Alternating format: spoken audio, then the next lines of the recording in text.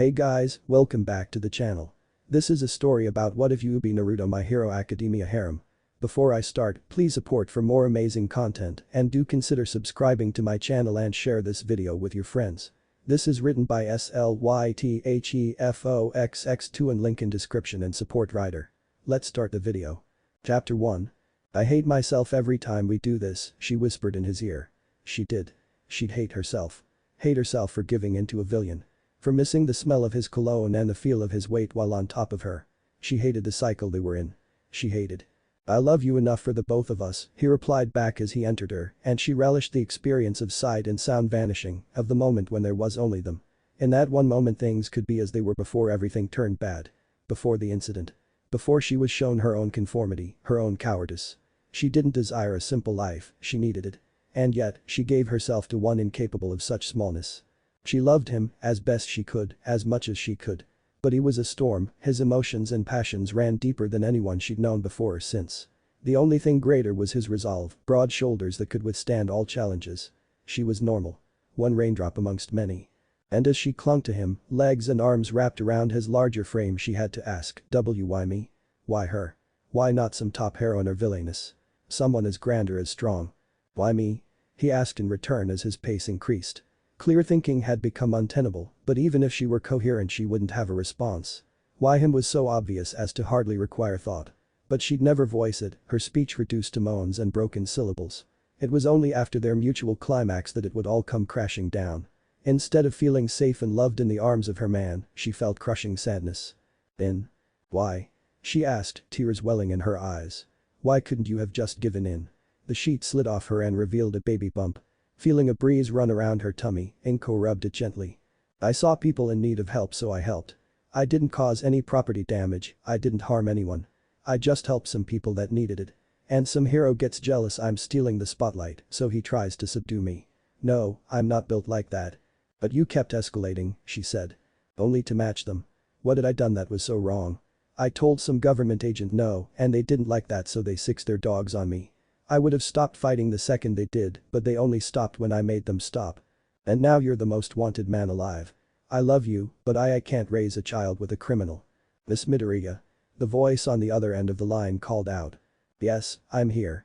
Sorry, she responded. It's no problem ma'am. I just want you to know he's been spotted within the city and we're sending security over. Please lock all exits and remain there until we arrive. Inko vaguely remembered answering in the affirmative but made no move to do so. If he was coming for her, no lock would prevent anything. A part of her hoped she'd be the target, but she knew she wouldn't get that lucky. Sai, Achako, Mineta and Izuku thought they knew the depths of hopelessness and fear when they saw the beast lay into Mr. Aizawa. They thought it couldn't get much worse than being forced to face that thing when none believed they stood a chance. All of them shaking, unsteady and terrified. When the thing called Momo attacked they thought it was over, even as Midoriya raced toward it in a desperate attempt to buy time. They had, collectively, exhaled in relief when the Nomu's charge was stopped. Until they saw who their savior was. Yellow, sunshine hair, black suit and orange Chuck Taylors. Their mouths went dry, Mineta actually fainted. It was him. The only villain to best the entirety of the top 10 simultaneously. The one that almost killed Endeavor and beat All Might into submission. Most wanted in Asia, Europe and America. The calamity. Uzumaki Naruto. What is he doing here? Shigaraki screamed. Because I know you hadn't intentionally violated the rules I'll give you and your men one chance to leave, Naruto said as he effortlessly held Momo in place. His voice deep, his tone even. In exchange, you'll tell all for one accidents happen once. Future carelessness will be seen as movement against me and the response will be swift and all-encompassing. I'm here to kill All Might. Shigaraki yelled, indifferent to who stood before him. Naruto said nothing. Instead, he ripped the arms off Momo, swept it off its feet and with one fluid motion, grabbed the monster by its ankle and tossed it into the sky where it was met with a wind-style Rasen shuriken. Shigaraki had a near meltdown over the destruction of their anti-All Might weapon, but no one else seemed to care about him throwing a fit. All attention was on the recently arrived blonde. Massacre it is, he said as he removed his suit jacket and tossed it to Midoriya. Hold that for me, champ, this won't take long, he requested as he smiled at the green-haired boy. Midoriya would have denied it under penalty of death, but that smile had comforted him in the moment, even as the notorious villain had just announced his intent to kill. Having turned back to the Shigaraki and Kurogiri, the pair watched the Uzumaki remove his tie and roll up his sleeves, signals he meant to attack them. Kurogiri hoped a delay in their acquiescence wouldn't doom them. Uzumaki-sama, we hadn't known you had interests here. Forgive my colleague, we will depart immediately. And your comrades? I'll collect them as well, sir. He saw the nod and thanked the man, dragging Shigaraki away.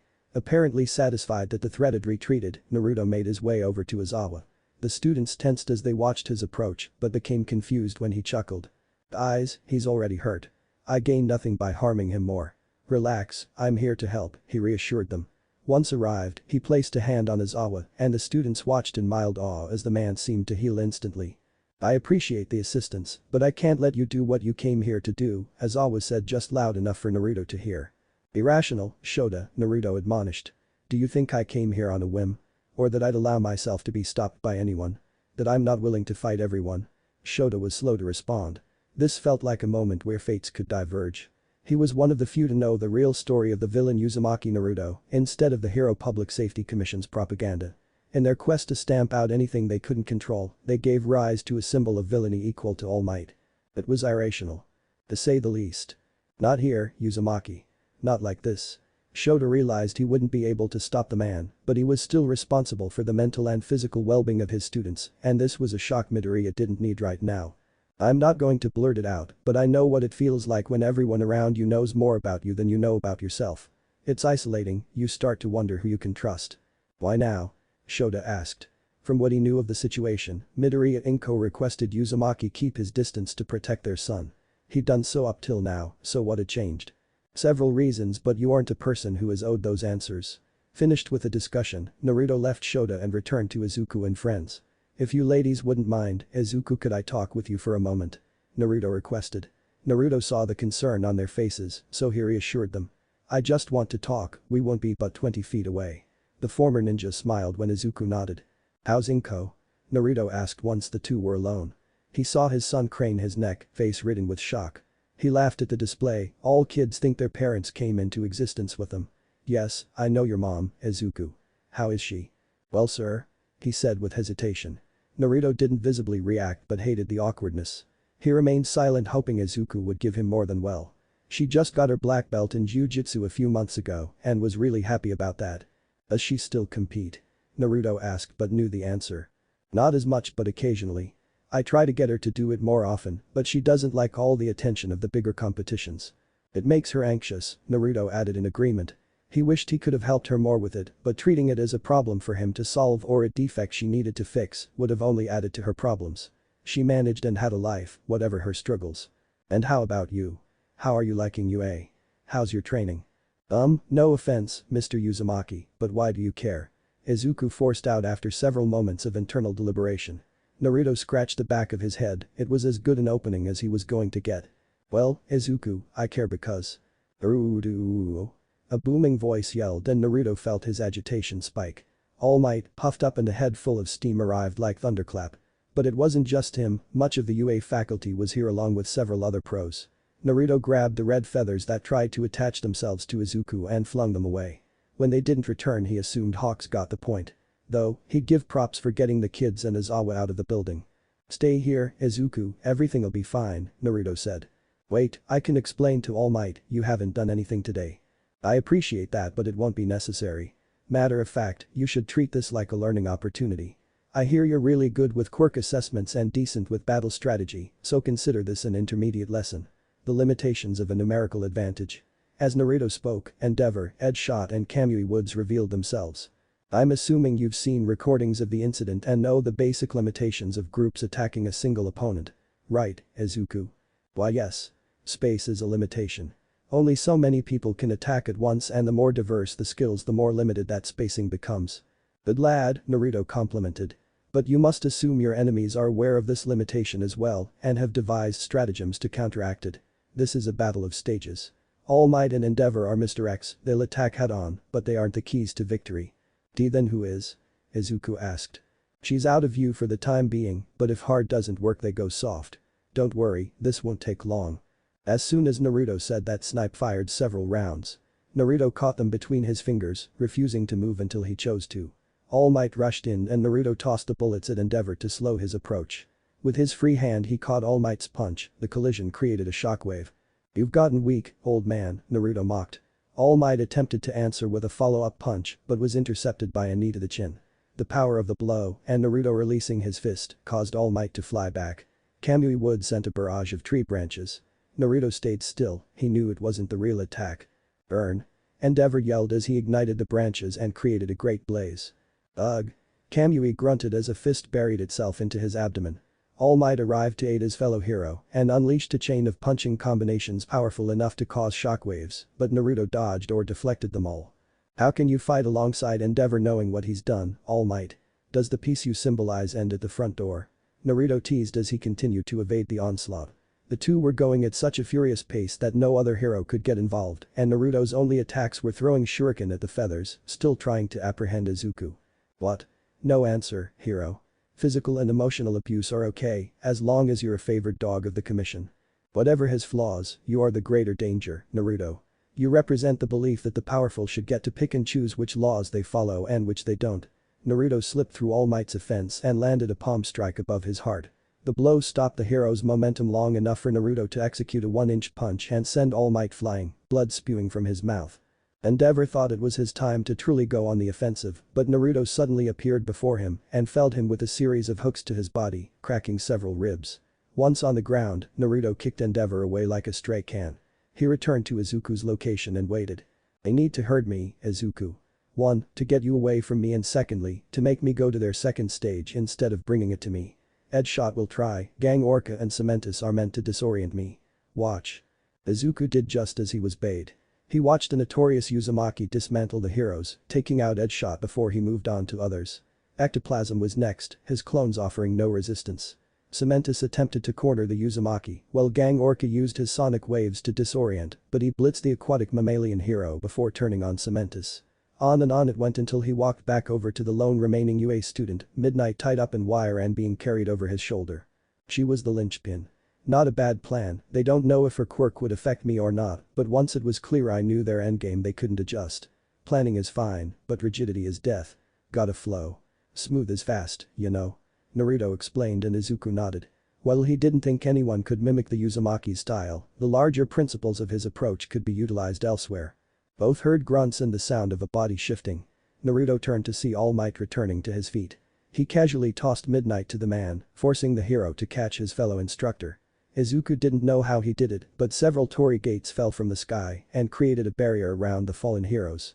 They were trapped, and Izuku realized he was alone with no knowledge of if more support was coming.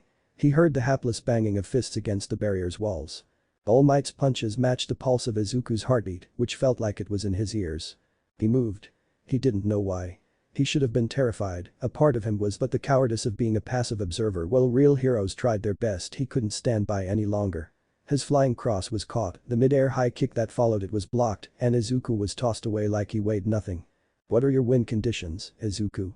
Uzumaki asked calmly as he allowed Izuku to return to his feet. He heard All Might yell at him to flee, but he couldn't. The very idea turned something sour in him. He didn't run when everyone said his quirk was weak and useless, when he could only stick leaves to his body, when he was picked on. He didn't run. He also didn't know how he could win or what winning was in this circumstance. Holding this man back for a time. Getting him to drop the barrier. All Might couldn't have much time left, Izuku couldn't wait around to find his objective. He clenched his teeth and charged at the much taller man. He launched his offensive, punches, kicks, feints. He switched levels, going low, high, mid. Every trick, tactic or technique he could think of. Enpo is an excellent base, it'll leave you well prepared to add different styles to it, but you're too used to your opponent giving you openings, Naruto lectured as he ducked, dodged or deflected Izuku's attack. Seasoned fighters won't do that, so you have to generate your own offensive, but that assumes you are, if not similarly skilled, then equal in speed or strength. Naruto slapped away a kick and lazily sent a teep to Izuku. The adolescent blocked it but was sent skidding back. Izuku shook his arms, both feeling numbed from the single strike. Close-ranged, at least solely closed-ranged combat would not be enough. The UA first year flexed fingers and with all the speed he could and performed a chain of hand seals. Snake dragon horse monkey and thought earth style. Seismic collapse technique as he slapped both hands on the ground. The area under Naruto fell into a previously non-existent sinkhole. He jumped away, avoiding falling in and escaping injury. Izuku was not deterred, having prepared for his target to escape. Hair tiger monkey rat, he sequenced. Two parallel, jagged rock structures arose from the ground and began to move toward each other. With ease Uzumaki leapt above the structures, but Izuku, again, planned for his earth style. Crushing cliffs technique to not hit. It was meant to set him up for the real attack. Itching an exposed thumb from his fingerless gloves, Izuku summoned his lifelong friend. Tetsuo, combo, skyward, Izuku said as he set forward with a new sequence of hand signs. Tetsuo did as well without missing a beat. The orange and red toad's water style. Gunshot merged with Izuku's lightning style. Electromagnetic murder and raced toward the skybound Uzumaki. Izuku was hopeful the attack would land, seeing no way for Uzumaki to avoid it. Until he saw something he thought was an impossibility. A series of gestures no one else would ever have need for. But he could see the experience and wondered if the man was going slow for his benefit. Everything slowed down. His legs felt weak and he found it hard to breathe. The Uzumaki unleashing a massive amount of water, streaming with black lightning no less, was confirmation. His and Tetsuo's technique was overwhelmed and the counter was headed straight for him. "Do not falter, young Midoriya," he heard All Might yell. No, he couldn't quit. The other heroes were counting on him. Whatever Uzumaki was to him, however he came to have chakra was immaterial. Earth style. Earth wall. Izuku called out, uncharacteristically, as he created a 40-foot high rock wall. He was breathing heavily, his emotional state caused his control to slip and he wasted more chakra than he would normally. The wall groaned but held back the avalanche of water. "You okay, bro?" Tetsuo asked. "Do you know who he is, Tetsuo?" Izuku asked. "He's the reason you have the Toad contract, bro," Tetsuo said and then followed up, "I was sworn to not say until he revealed himself. I'm sorry." It's okay. I think I understand. Let's hang out later, okay?" Izuku requested. Him being left in the dark hurt, but he wouldn't lose his best friend over this, over him. "Okay. One last thing, Izubro, where we originate from, Naruto was a bigger hero than All Might. Just keep that in mind." Tetsuo departed on those words. His toad friend's words had not helped. With the cessation of the fighting, the weight came. So much weight on his chest. Breaths became short and harder to perform.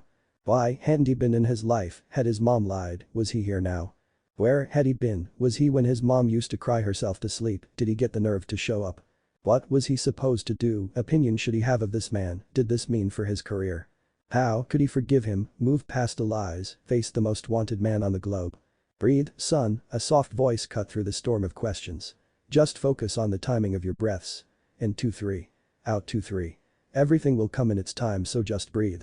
If he weren't actively writing out an anxiety attack, Izuku would have been annoyed that he found the man soothing as he had no right.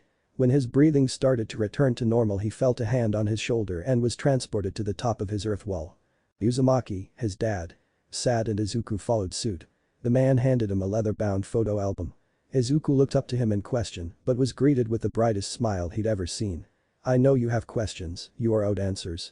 I thought I'd tell you a little about my life first. Is that alright?" "Why yes," Izuku muttered as he opened the book. The first picture was small, wallet-sized and of a yellow-haired man and beautiful red-haired woman. "That is the only picture I got to take with my parents," Naruto said.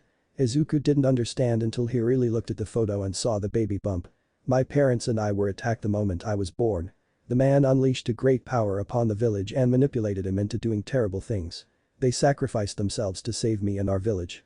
My dad, your granddad, Minato, was the leader at the time and felt it was his responsibility to do so.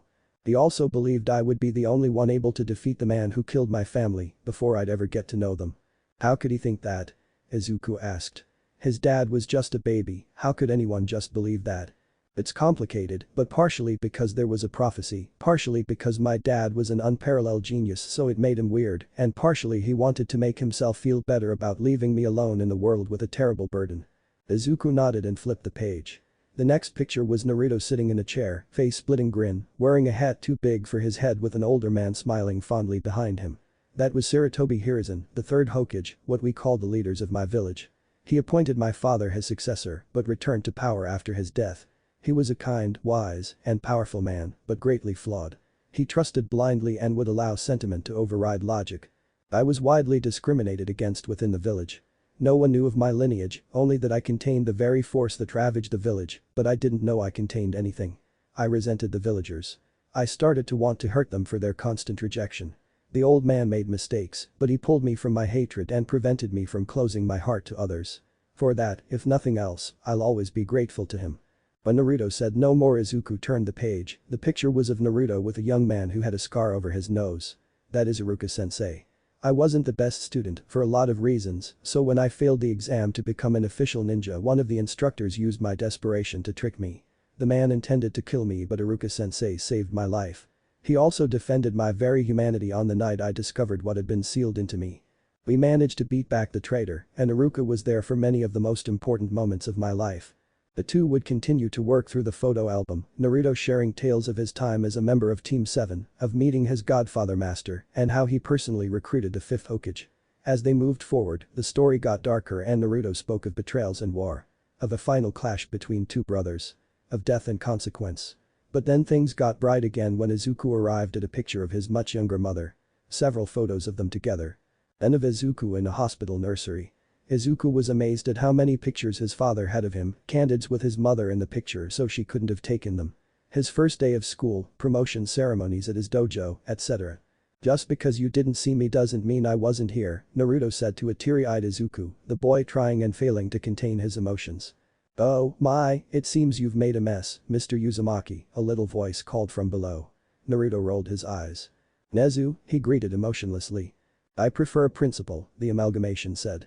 Your dogs are more responsible for the destruction than I am, Naruto said, ignoring that last statement. Oh dear, that won't do.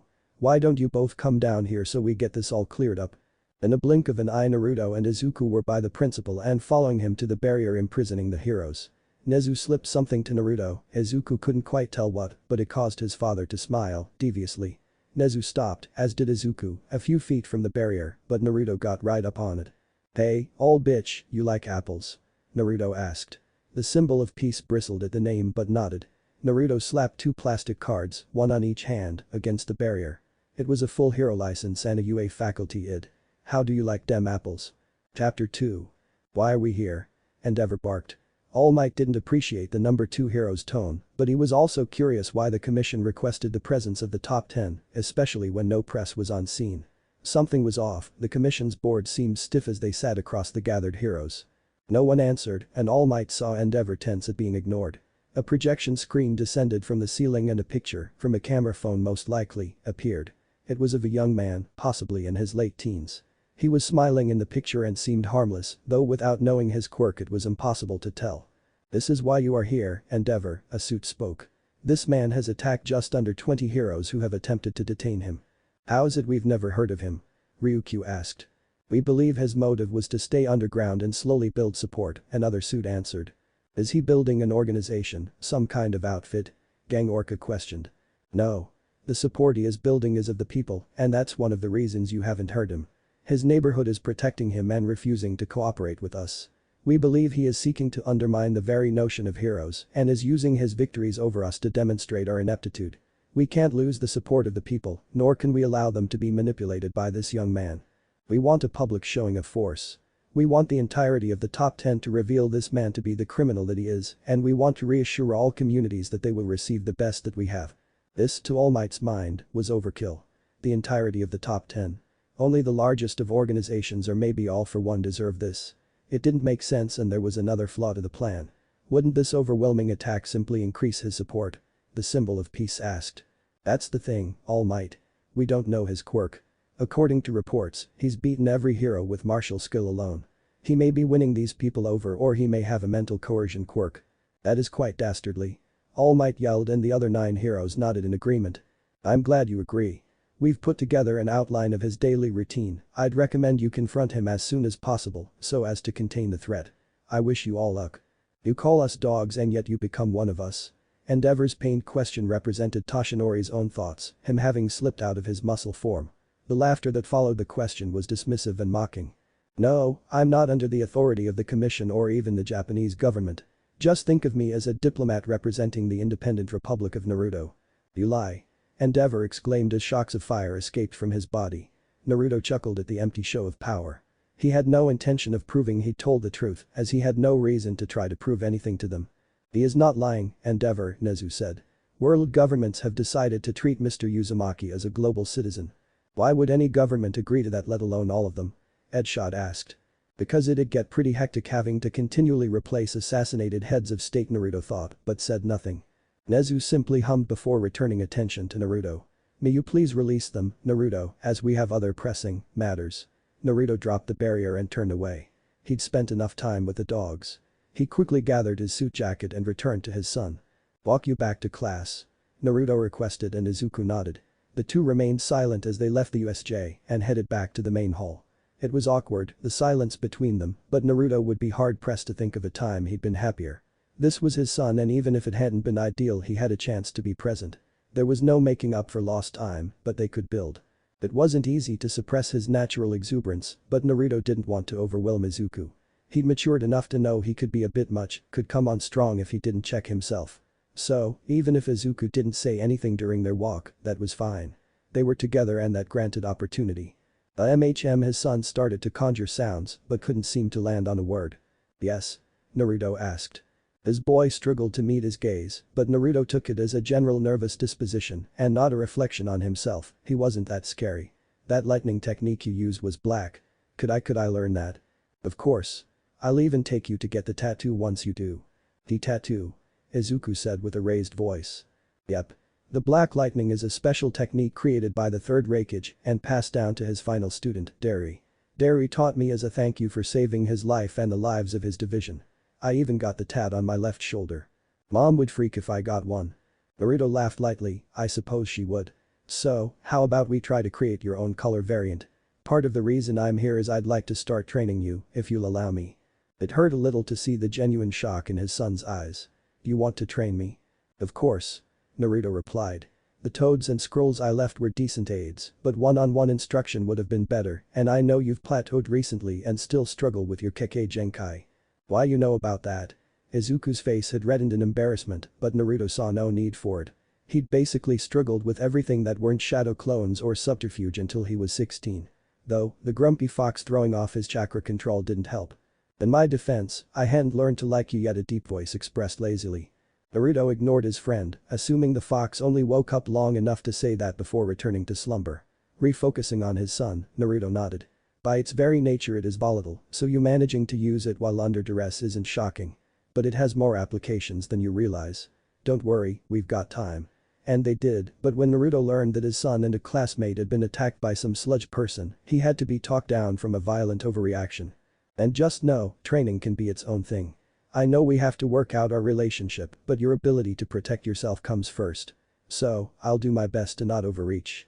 The silence returned after that, but Naruto didn't mind.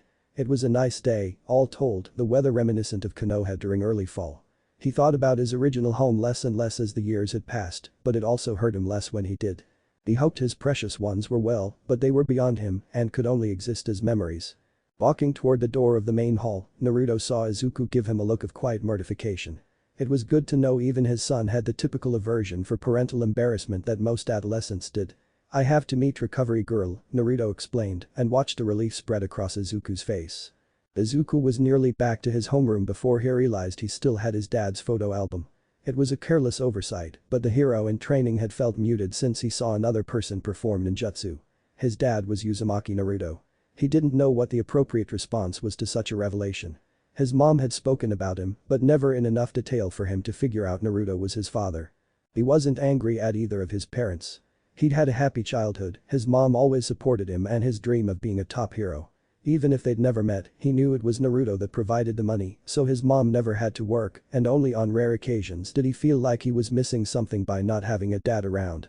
Further squashing any impulse to be angry was his father's worldwide notoriety. Heroes and villains alike would have tried to apprehend him if he'd stayed. Battles between powerful quirk users often ends with collateral damage, his mom and he could have been amongst it. To keep them from being targets or unintended victims he had to stay away. So, he wasn't mad, but his dad was a stranger to him. The only things he knew about Naruto Uzumaki before today terrified him. Someone that could best All Might with no tricks, just raw fighting ability. That his exploits only grew simply added to the legend. But he was more than a myth now. Izuku clutched the photo album and thought about the memories his father shared. He hadn't led an easy nor awfully happy life. It seemed every time he got close, something or someone took it from him. He reached his destination and pushed in the door.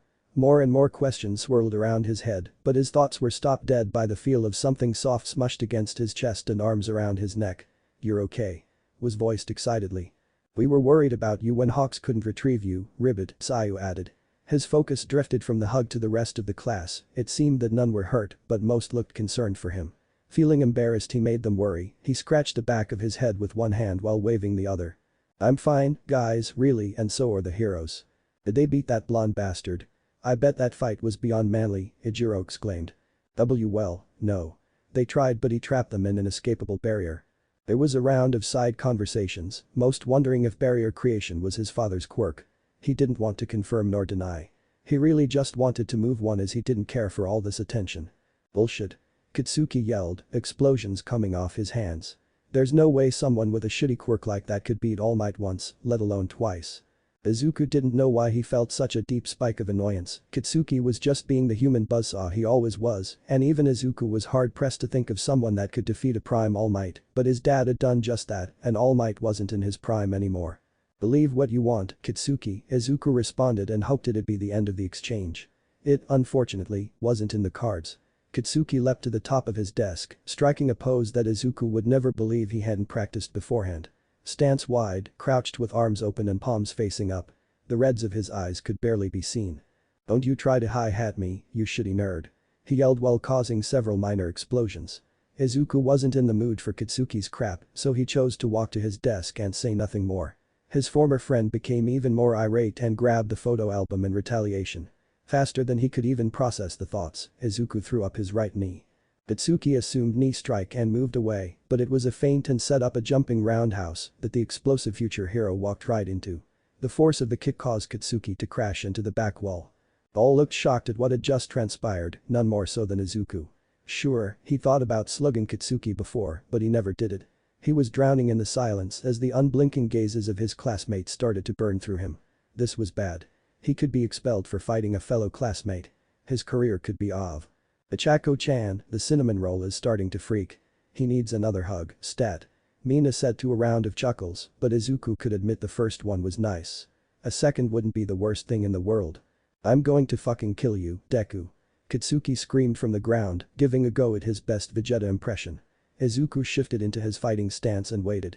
Kitsuki had to brace himself against the wall, but was clearly prepared to attack. Controlled breathing, relaxed muscles, and proper weight distribution. Those were at the heart of a proper stance, and all three had become something of second nature to Izuku. He watched Kitsuki, looking for any tells that would give him an edge. His body was tense, the first attack would probably be feral. Strong and fast but sloppy. Kitsuki let slip a growl and then pushed off the wall. The wide-arching hook he planned to throw was halted when the classroom's door was blasted open and Endeavor impacted the far wall hard enough to leave spiderweb-like cracks in it. I made sure not to break your jaw, Endeavor. Would you care to repeat what you just said? Or have your senses returned and you remembered you weren't talking to someone you've conditioned to fear you? Izuku watched in horror as his father, once again, was attacking a hero. It was also embarrassing, no one else's parents were attacking Endeavor. He noticed when the tall blonde's attention turned to the class, and he laughed. Laughed and scratched the back of his head, a gesture Izuku was all too familiar with. Oh, hey. I'm Naruto Uzumaki. He introduced with great cheer. We know. The entirety of the class responded. Cool, then I can keep this short. I'm going to be your philosophy and ethics of heroism instructor. What? Izuku yelled. Moments earlier. Oh, Mr. Uzumaki, you've finally joined us, Nezu said. Naruto nodded at the principal, but his main focus was on the emaciated All Might who appeared to be deeply confused. Did you not tell him why he's here? Naruto asked. We wanted to wait for your arrival, Recovery Girl said. Toshinori, this man may be able to heal you when I could not. And it was one of the conditions of his return to Japan, Nezu added. I don't buy it, Toshinori spoke after a moment of contemplation. Why are you really doing this? You mean why would I help one of the people responsible for making it too dangerous for me to be around my kid for over a decade? Why would I ever help such a person when by any metric they should be my enemy? With every word the pressure in the room increased, revealing just a hint of the depths of his anger. But as if a switch was flipped, the pressure left. First, because Izuku looks up to you and if he knew I could help you and didn't he might assume all the lies the Hero Commission spread about me. Secondly, with you operating at full capacity it gives me time to train him up so he can achieve his dream and surpass you. It's clear All For One is ready to make a move on you and personally, I don't care. But if my kid got hurt because you weren't up to task then our differences would pale in comparison. Toshinori nodded, accepting his rationale. The man laid back on the exam table and lifted up his shirt to show his wound. Naruto's blue eyes became golden with black crosses in each. He touched Toshinori's torso and focused on re-establishing balance, on replacing what was lost and readjusting what had been moved. He'd gotten so accustomed to his yin-yang healing, he didn't need the Sage of Six Paths mode to do it, but it was easier and faster when he utilized it. It didn't take long before he was done, the healing was that radical. His face and body filled in, and his skin adopted a healthy glow. Recovery girl checked over Toshinori before she'd respond. The checkup was even shorter than Naruto's healing, but she cautioned it was just preliminary and she'd have to do more extensive tests. But, with that being said, you seem to have been returned to full health. How do you feel, Toshinori? I feel great, like my old self. I never thought I'd experience this again. Thank you, Naruto, Toshinori said. Naruto waved him off and started for the exit. He rolled his eyes as the beacon for impotent rage arrived at the opposite side of the door and yanked it open to demonstrate his dominance over doors. So strong, much man. Where's the rat? You know, if you're just going to tee me up like that it takes all the challenge out of it, Naruto complained. Endeavor shot him a confused look and Naruto sighed. He was quite slow in his youth, but come on. The mirror. If you want to find the rat, look in the mirror. I've had enough of your juvenile taunts, criminal. Endeavor let his flames rise and was hit with a genuine and sincere indifference. You're loud and in my way, Naruto said. Endeavor's features tightened but he didn't move. Well, at least you're quieter. Denji, move, recovery girl ordered and the Hellfire hero stepped aside but couldn't allow Naruto to have the last word. You know the commission kept a dossier of your bastard and his mother. She seems simpering and weak-willed. Might need the attention of a firm hand to set her and that boy straight. Naruto ignored the man, something that dented his pride more than the beating he took earlier. Endeavor wanted to hurt him, wanted to sink the knife deep and twist it slow. He let his worst impulses take control, summoning the foulest sentiments he could. Or maybe her address get slipped to a villain that wouldn't be so consensual about it. Naruto was on him as soon as he finished the sentence and engaged in the most technically proficient mauling ever seen. Present time. You certainly have a healthy set of lungs. Good job. Naruto praised and watched his son slink into his seat, weighed down by adolescent embarrassment. Being a dad was fun. Though, he'd noticed the fighting stance Izuku was in and that Bakugo boy was struggling back to his desk. He'd have to ask about it later. He did a quick scan of the faces in the crowd, most didn't seem outright terrified. Naruto considered that a small win. A hesitant hand was raised in the back, he smiled and nodded to her, yes. Momo yaoi rozu, Mr. Uzumaki. Hi, Momo-chan. Hi. She said with zero commitment. Seemed they were still a little afraid, but he'd work on that. I'm curious why UA is offering a new course when the semester has already started and how UA came to teach it. Those are excellent questions though one answers the other. They are offering the course at my behest, which would also be why I'm teaching it. But you're probably more interested in why a villain is allowed to walk around a hero high school, let alone gain employment. The truth is I was never a villain. The Hero Commission lied to the public and even to the heroes to save face. The only crime I've ever committed in Japan came with a 25,000 yen ticket and it was unauthorized use of a quirk. The hero that tried to give me the ticket only cared because I was getting more attention than him. We got into an argument and he attacked me so I beat his ass. This set off a cycle where these no-name heroes started fights with me, I beat them down and go on about my day. Eventually, word got back to the commission and they decided I'm some hero hunter who had manipulated the residents of my neighborhood to support me, so they sent the top 10 after me. The consequence for trouncing the top 10 is you are now on the radar of villains. Real villains. Kidnap your pregnant girlfriend if you don't do what we say villains. So, instead of killing every villain within Japan, I chose to leave and see if I could find a more accommodating place to live. But it became the same thing, idiot heroes testing me and feckless thugs trying to hire me. Except France, their heroes were cool, but being a member of the EU, it just meant I'd get it from surrounding countries. You know how hard it is to graduate from the Sorbonne University with heroes breathing down your neck? Very. A talking grape proffered. Nope. They're all weak. It's harder for me not to kill them, that's how much I had to hold back. But anyway, I traveled a bit, liberated a few countries, and now I'm back. That doesn't really tell us how you were allowed back, a glasses-wearing boy said. You ask scary questions, glasses-kun, Naruto said as he peered into the adolescent's very soul. He knew if he kept it up for long the boy would mentally shatter, so he shifted to a smile. That's a good impulse. My class is going to be all about asking questions. And hopefully by the end of our time together you'll come away with something previous generations did not have. What's that? Izuku asked. That you are more than heroes and greater than your quirks. You should be just as invested in figuring out what kind of people you want to be. Endeavor never did the work, assumed being a great hero was enough. And now look at him, beat up and napping on the floor of a high school classroom. Don't be like Endeavor, gang. That's rational advice, Mr. Aizawa added from the doorway. I see you've met my class. Yup, seems like a good bunch. It's too early to rationally conclude that, Aizawa said, and Naruto snickered at the collective sweat drops. Then I'm glad I have several weeks to see for myself. goodbye class. Wait. Yelled Bakugo. Yes. What's your quirk? Oh, you should ask Izuku-kun, he did fight me by himself after all. Naruto vanished in a swirl of leaves, while his son had a return of attention he decidedly did not want. He sank in his chair hoping all would lose interest. Talk, nerd. No such luck. Her heart raced at the sound of the knocks on her door. It wasn't fair for him to be able to do this after all this time, to still fluster her when he'd yet to say a word. Especially since she should be mad at him. Especially because he did the thing that created the need for him to leave them in the first place. She kept a steady pace to the door and took a deep breath before she turned the knob. Time had been good to him, that was her first thought. He'd lost most of the boyishness in his face, features not as soft as they were when she and he first met. But he was still handsome, still sporting a smile that could light up a room and make her heart flip. His chosen attire hadn't helped matters, the tailored suit complementing his athletic frame. Inko, he said softly, but she could tell his voice had deepened, you look good. Thanks. Come in, she welcomed him in and as he walked past she learned he'd kept the same cologne. She had to remind herself no matter how badly she'd wanted to see him she had reason to be mad. Have a seat at the table, we need to talk, she said as she forced her voice to reflect a neutrality she hadn't obtained. She sat beside him and took a deep breath to settle her nerves. We should have told him together. I know you know that. That was the plan, Inko.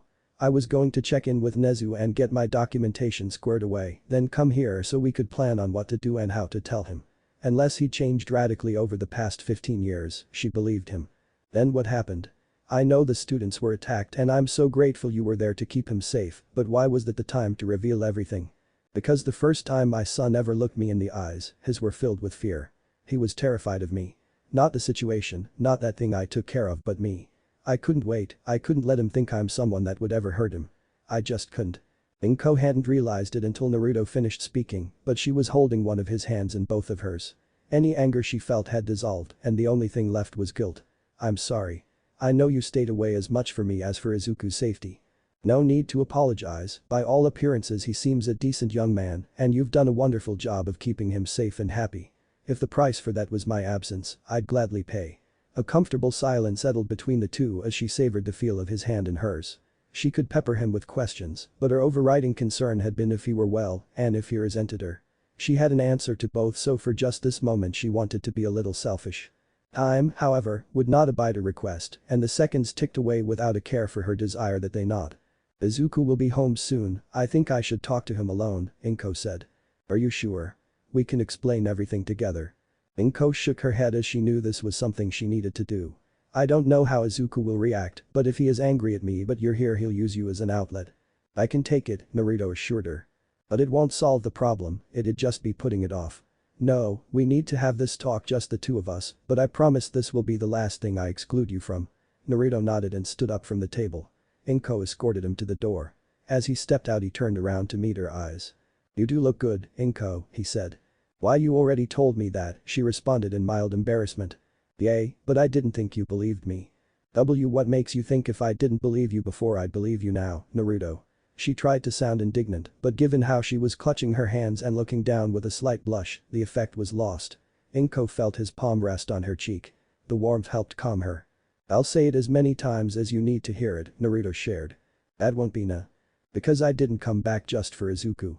Inko felt a kiss on her opposite cheek, but just as fast the warmth left and Naruto was walking down the hall. She closed the door, returned to her seat and plopped her head on the table. Damn you, Naruto-kun, she bemoaned with a small smile. Chapter 3. Midnight entered the teacher's lounge, as was her morning ritual. She'd come here, chat up whoever was present and then go to her first class. However, today was different. There were more people than normal. She couldn't think of the last time she'd seen Vlad King in here before lunch. Before she could ask what was going on the Class 1B homeroom teacher moved aside and she saw it. A pink box overflowing with pastries. Free food, the siren song of the underpaid everywhere. She made haste to the treasure trove, eyeing a particularly tasty-looking chocolate cornet. So, who do we have to thank for this? She asked as she grabbed her desired treat. She highly doubted it was the principal. He wasn't cheap by any means, but he seemed to think tea sufficed as a treat. To the X-rated hero, it decidedly did not. Uzumaki, Samantha said in between bites of a manju. He seemed pleased with it and looked even more adorable than usual to Midnight. Oh? Was her response. She couldn't say she had a read on the man's character. Her fellow heroes and she had been severely outclassed, but she could admit he didn't use any more force than was required to subdue her. This isn't terrible as an apology, ectoplasm said, and several nods followed. Well, I'd hate to undermine my gesture, a voice said from the doorway. It wasn't an apology as I only attacked the Nomu thing. But I do hope we can start fresh since we'll be colleagues. Midnight turned to see the man in a charcoal gray suit and a sky blue shirt that made his eyes pop. His smile was almost disarming enough to make you forget who and what he was, or that he dismantled top-rank heroes just to have a conversation with his son. That kind of power was dangerous, and Midnight wondered how corrupting it could be. But he was here, on staff, that was the reality. Did she engage? Was there any benefit to not? If there was, she couldn't see it, and his contention that it was hero society that made an enemy of him suggested he might be open to being more than professional acquaintances. The heroine decided to give it a try. You know, Mr. Uzumaki, to truly be one of us you'll need a hero name. He looked at her in mild puzzlement before his smile returned. Oh, I never thought of that. I'm just Naruto. Can't say I've really considered an alias. Really? She asked in genuine surprise. Even if he reconsidered at some point, every child used to think about their future hero name. It was highly unusual not to. Well, if you ever need help coming up with names let me know, she offered and marveled at his genuine smile, something that didn't seem to fit a fearsome villain but looked as natural on Naruto as the sun in the sky. He thanked her and departed, leaving the heroine wondering even more about their newest addition. I'm pulling you from that school and that's final. His shitty father shouted, but Shoto didn't care. Regardless of what the man said, regardless of his legal authority, Shoto wouldn't leave UA, and there was nothing to argue about. Why would Shoto need to transfer schools? Fayumi asked as she peeked her head out from the kitchen.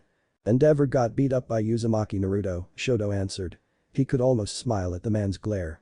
It was as fearsome as it was empty. Endeavor wasn't going to hit him, apparently even the HPSC had their limits. And then there was the aforementioned Uzumaki. He knew about Endeavor and wasn't the least bit afraid of him. Dad, are you okay? Fayumi asked. Shoto wished she hadn't. He was alive, who cared if he wasn't well beyond that? But as much as he wished she hadn't shown any concern, a deep spike of anger pierced his core when the asshole only grunted. The least you could do is respond properly. Care that someone cares that Mr. Uzumaki didn't break your neck. Watch your tone, boy. I won't be disrespected in my own house, do you understand me? Endeavor rounded on Shoto, shoulders broad and fists clenched. Looking for a fight you can actually win?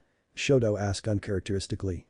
He couldn't explain it, but seeing Endeavor trounced and humbled on the floor was the first time in years air filled his lungs with ease. He felt free. His icy mask of indifference cracked. Endeavor used to seem like a titan, something insurmountable, so his only choice was to rebel at the margins. But he'd seen him felled, bloodied and barely conscious. The sight had been so paradigm-shifting that Shoto didn't even flinch when Endeavor's hand flew. Maybe it was Fayumi's shout that stopped the assault before it could reach him, maybe it was something else. Either way, Endeavor knew he wasn't afraid of him, and once again breathing became easier. Shoto sat at his desk with his usual demeanor, but he'd noticed an increased number of glances targeted toward him. He wondered if people were curious as to why he hadn't helped his father or if it was something else. Had he been acting differently? He hadn't thought so, but he might not have been the best judge. He knew he could appear aloof, he had often felt that way, but he wished if they had questions they'd just ask instead of the poorly hidden observations they were making. He'd rarely appreciated the dismissal to lunch more, glad the other students were preoccupied. As he moved through the line and grabbed his meal, he also wanted to take advantage of the opportunity. He was curious about Uzumaki Naruto, but knew Endeavor would never tell the truth about the enigma. But the short introduction left him with a clue, even if he'd been tight-lipped before, Shoto hoped to be considered an exception. May I sit here, he asked, and his classmate seemed momentarily startled. Yes sure, Todoroki, Midoriya answered.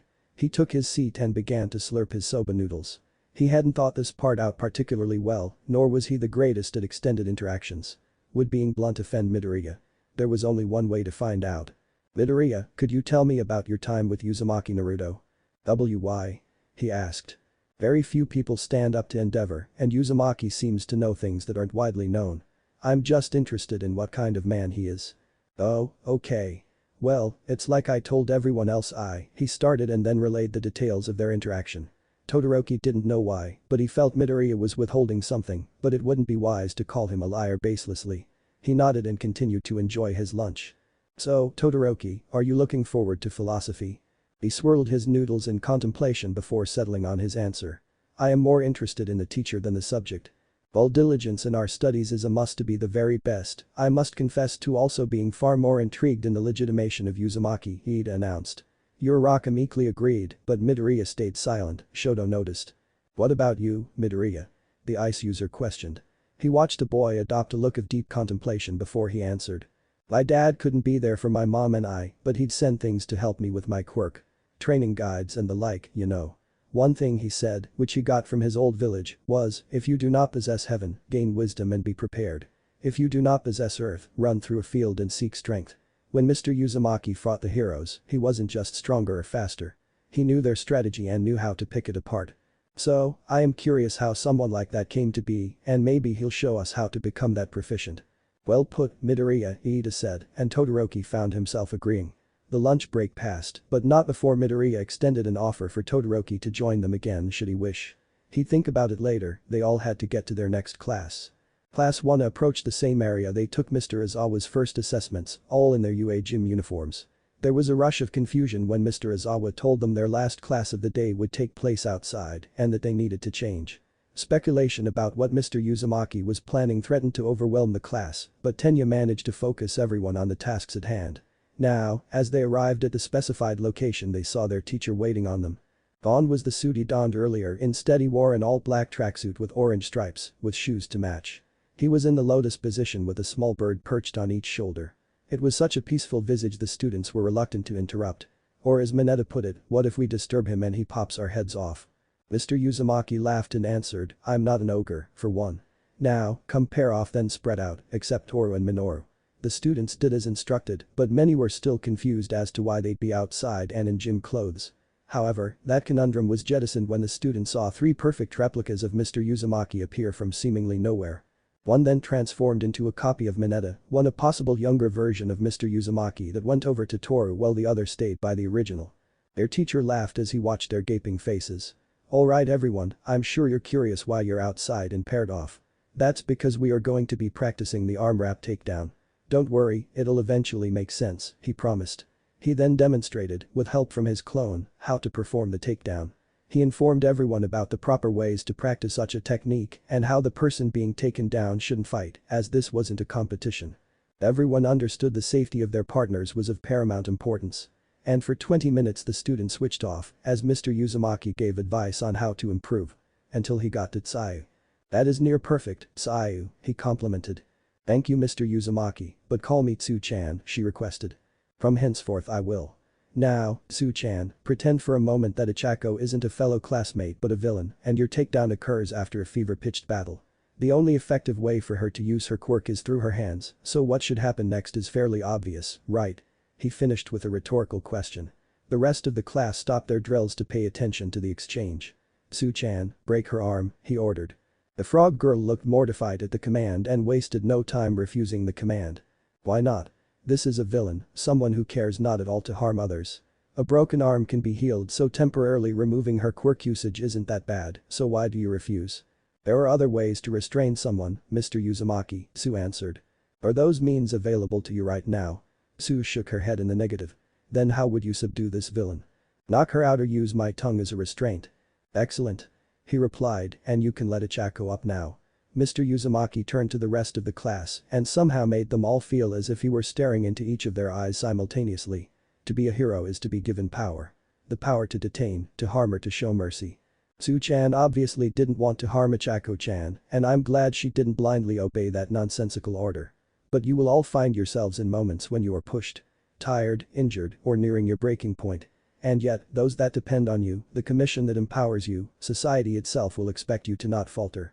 This is why it's important to start thinking now about the kind of hero you want to be. No system of ethics can prepare for everything you will experience, but having one you've internalized because it represents the kind of hero you want to be, can be a lamppost in the darkness. It can help discipline you into making good snap decisions instead of bad.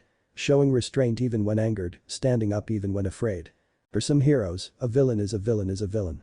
The very category removes all other considerations from them. Their experiences, their motives, everything becomes moot. For others, they over-identify with the villains, seeing the ways systems and their failures produce villains. Sometimes they have so much empathy for the villains they forget who they are supposed to truly protect. The point of this class isn't to get you to think like me or anything near it. But you are not dogs of the government. You are not tools. You are thinking, feeling people, and this is the first step in helping you channel that into becoming a protector, a defender, a hero. Now, with that being said, let's talk a little about virtue ethics. While the class absorbed the lesson for the day, 2 observers went undetected. Naruto knew but gave away nothing. It didn't surprise him that old bitch and Nezu might want to observe him, but he didn't feel the need to pay them any mind. UA, to Naruto's mind, had too much money. And this was from someone that received pretty generous patronages from various governments to stay the hell away from them. Still, the training facilities they had available were insane. The area they were in was large enough to comfortably summon Gamakichi, Bunta, and Tatsu with room to spare. And it was just one of many. If he were receiving pay to be here he'd be asking for a raise. More out of principle than anything, a man must know his worth. Alone in the enclosed training area, Naruto created a mud wall several meters away from where he and Izuku stood. He was excited but attempting to appear outwardly calm. He thought a lot about what he wanted to teach Izuku, but all of that had to wait until Naruto corrected something he hadn't initially accounted for.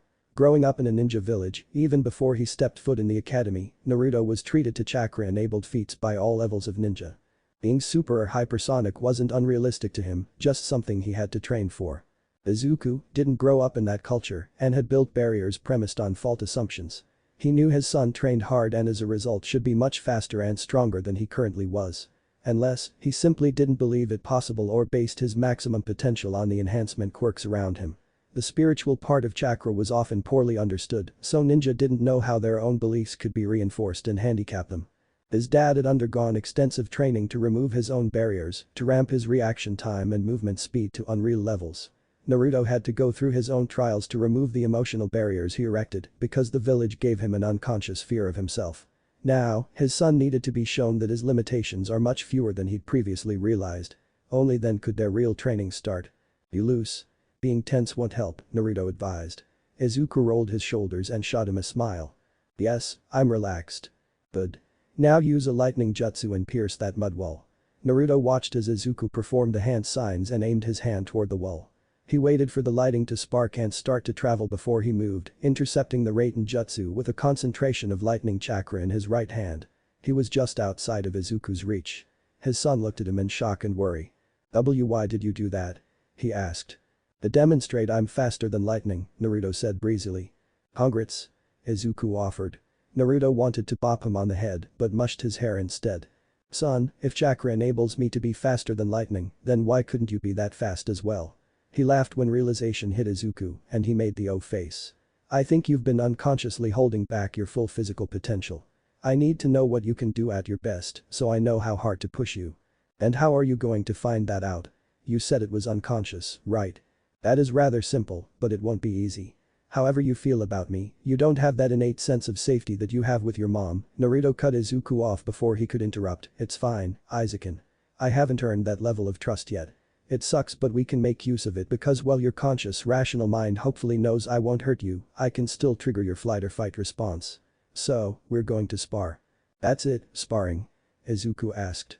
Ahaha, yes but not how you do it. Naruto released a low level of killing intent and watched his boy go wide-eyed.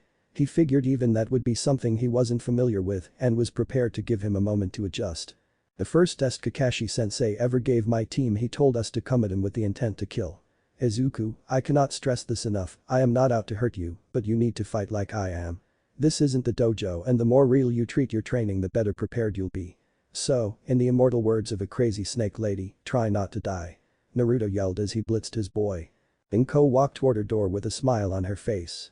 She'd gone to do some midday training to center herself. Izuku-kun had been incredibly understanding, not lashing out or hurling accusations, even as he'd been within his rights to do so. She felt blessed to have a son that was so reasonable. Maybe I'll make something special for dinner she thought as she entered her apartment and saw her only son slung over Naruto's shoulder. Naruto turned to her and smiled like he'd been caught with his hand in the cookie jar. Hi Inko, how was your training? He asked. Clearly not as intensive as your own if you had to carry Izuku back here, she said while narrowing her eyes. It's not his fault mom, Izuku forced out. I wanted to keep going and pushed it too far, honest. Fine, she responded after a moment. Naruto took Izuku to his bedroom and returned to Inko sitting at the table. You have to be more careful, Naruto, she said. She had no desire to argue in front of Izuku, but she didn't buy it was him that went too far, she knew Naruto and moderation were a poor match. He's exhausted and a little sore. I wouldn't let him get hurt, I hope you'd know that. I do but I also know how excited you get about things. That's a fair point, but I have had years to mature, you know. Inko didn't immediately respond but did consider it. What will your training entail? Naruto sighed, with the sports festival not that far away I'll focus on combat and physical training for now. Get him used to his sub-element and instill some battle instincts. After that, if he should want, I'll have my agency established so he could intern with me, but if not then after his internship, we'll start on the non-combat skills like information gathering or infiltration, and Inko went wide-eyed before he finished the word. Her baby was not going to be some child super soldier that could destabilize governments or disappear crime bosses. She would not allow it. Even if that was the norm for Naruto society, she'd have none of it. Cultural sensitivity only went so used every ounce of ability she had with her quirk, focused on his color and yanked him forward. Repeat that, Naruto-kun.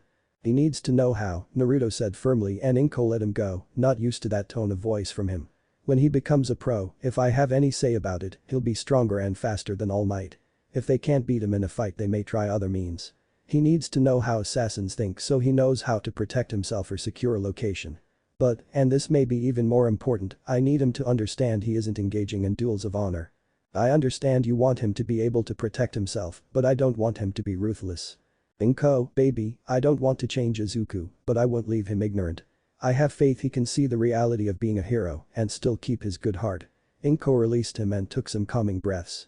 She'd known her son wanted to be a hero since he was old enough to know what heroes were, but it was all starting to feel real. Naruto's urgency in making sure he could protect himself also had her worrying of an imminent threat. That old feeling started to emerge. The sensation of the air becoming dense and lingering on her skin. The thoughts that held no conclusions, only worries. She just wished everything would stop, pause for just a moment, but it wouldn't. Was letting Izuku go to UA a mistake? It would only be a matter of time before people outside of the hero community discovered who he was. Could villains target Izuku because they couldn't possibly harm his father? In her state, Inko didn't notice Naruto reaching out for her until she felt the warmth of his hands on top of hers. It helped. He always had a way of calming her down even when he hadn't done much. She never understood it but appreciated it all the same. Will he be a target? Possibly. Things are happening in the shadows. I healed that idiot All Might, so he should be an adequate obstacle now, and my general reputation is I only harm people who cross me, be they hero or villain, so I don't have a long list of enemies. But you said you're starting an agency so that's likely to change, Inko retorted. Maybe. I plan to help people mostly and leave the fighting to others, but there may be some outstanding business I have to attend to. But that's why I'll train him so hard. I even had a breakthrough on his bloodline so he can stop being afraid of it. I know it's irrational to worry to this extent, to want him safe when being a hero is dangerous. I just want him to have a good and full life. I'll do everything in my power to ensure he can. The two parents sat in silence, Inko allowing the last of her anxiety to pass. Once she felt balanced, she invited Naruto to stay for dinner, which he happily accepted. She then excused herself to shower and change out of her jujutsu gear. When Naruto offered to wash her back she said nothing but a curio smacking him in the back of his head, thanks to her quirk, was answer enough. A man in a hooded lightweight jacket double-checked the address on the phone. Secure that he was in the right location he entered. Only two other people were there and they seemed mildly surprised to see him enter. He took a seat at the bar and waited for the bartender to come to him. This is a private establishment and you aren't welcome, the younger man, with a severed hand covering his face, said from the end of the bar. DSK, maybe you can make an exception. I haven't been back to Japan in a while and I'm just looking for a quiet place to drink. Surely that wouldn't be too great a burden, would it? He adopted a friendly, easygoing tone, but doubted the sentiment would be returned. I hate when fodder doesn't listen. Your XP increases are hardly worth the effort, the young man said as he got up from his seat. The hooded stranger laughed at how predictable that reaction was. And that the edgelord in training thought his threats meant anything. I don't know if you had a double helping of oats for breakfast or liquor for dinner, but you should sit down sweetheart before you get yourself hurt. That enraged the man and he charged, intending to take a life. Tamura, that'll be enough, a disembodied voice said. Really, teacher? Tamura whined. I really want to kill him now. You must be more observant, Tamura. See the spiral on that man's sleeve. That is the mark of Uzumaki Naruto, and I believe our guest is his sole student. Right on both accounts, mystery voice, the guest said. Fine, one drink and then he can get the hell out, Tamura offered as if it were a great compromise. You strike me as a whiskey man, Kurogiri said as he filled the glass with the amber-colored liquid. Did I, mister? And thank you. The unnamed stranger took the drink in his gloved hand, the black fingerless accessories going to the middle of his forearm. Are you here as Uzumaki's emissary? Here to depart a message? The voice, but who the hooded man knew to be all for one, asked. If sensei wants to deliver a message he does it personally. "I'm just here for a drink," he answered before downing the rest of the alcohol, "and it appears I've had it. I'll leave you gentlemen to your evening," he said as he took out a wad of folded yen, sitting them down and his empty glass on top of them. "Feel free to never return," Tamura said. "And here I thought we were becoming friends, Tamura-kun. Now who will I tell my secrets to and text with late into the night about girls, games, and the latest fashion? Oh, well, the search continues." The man exited the building and walked to his black two-door coupe. Once inside and on the road he made a call to his teacher. "Hey, kid, how'd it go?" Naruto asked. "You should have just let me kill the pair of them." He smiled when his master laughed. "That bad?" "All for one's project, Tamura, he's feral. Not dangerous now but he could be in the future." I got that impression, too. "Well, we need to let this game play out just a little longer, but if I ever give you the green light, don't stop until you're sure he's dead. I've never been one to have to do anything, sensei. You give the order and his fate is sealed." "Good lad. Now, to new business.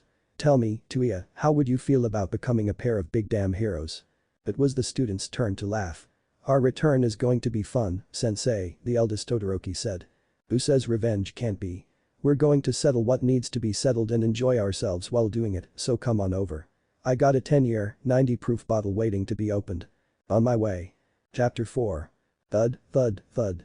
Inko was not frightened by the sound, it had become her alarm over the last month. Izuku was getting in his early morning workout, 100 punches with each arm and 100 kicks with each leg. She thought Naruto was being a bit much. No one trained with wooden posts anymore, but he claimed he had and she knew of his life in Konoha, so how could she argue? Even when Izuku had to be carried home those first 3 days the smile never left his face. As much as it hurt to ask Naruto to stay away, she never truly regretted it. She felt bad, second-guessed herself constantly, but could never fully regret the decision as it kept Izuku safe. But seeing his changes over the last few weeks started to erode her resolve. Her boy seemed lighter, like he met a part of himself and felt complete for the first time. He muttered less, didn't apologize so much, and just had a quiet confidence that hadn't always been there. She tried to fulfill the role of two parents, even doing things she thought Naruto would approve of, even if it went against her nature. It wasn't easy to tell her baby to slug another child, but she couldn't allow him to be known as Deku. He had much to be proud of, potential greater than any of the brats that teased him, and she was not going to stand for his confidence to be eroded. Of course, her instructions strained her relationship with Mitsuki, but Inko reasoned that if her friend couldn't control her little bastard of a son, then Izuku wouldn't suffer for it. As the rhythm and the sound of the thuds changed, Inko got out of bed and started breakfast. He wouldn't eat much as the strikes were only the beginning of his workout. Miso soup and soft scrambled eggs were soon prepared and Izuku joined her at the table. He thanked her for the food and the two shared a quiet meal. 10 minutes later, he was off, though she couldn't help asking about his ceiling scrolls. He showed that he had them and took off for his morning run to school where he'd work out before showering and changing there. Inko cleaned up and then walked to her balcony. As she peered outside she cursed herself for not checking the weather. The skies looked foreboding and a storm was clearly on its way. She hoped Izuku got to school before it started. She pulled the vertical blinds to her patio door so she could start her day in earnest. Touya single-handedly straightened out his suit jacket before he entered the building. The receptionist greeted him with a smile and waved him back.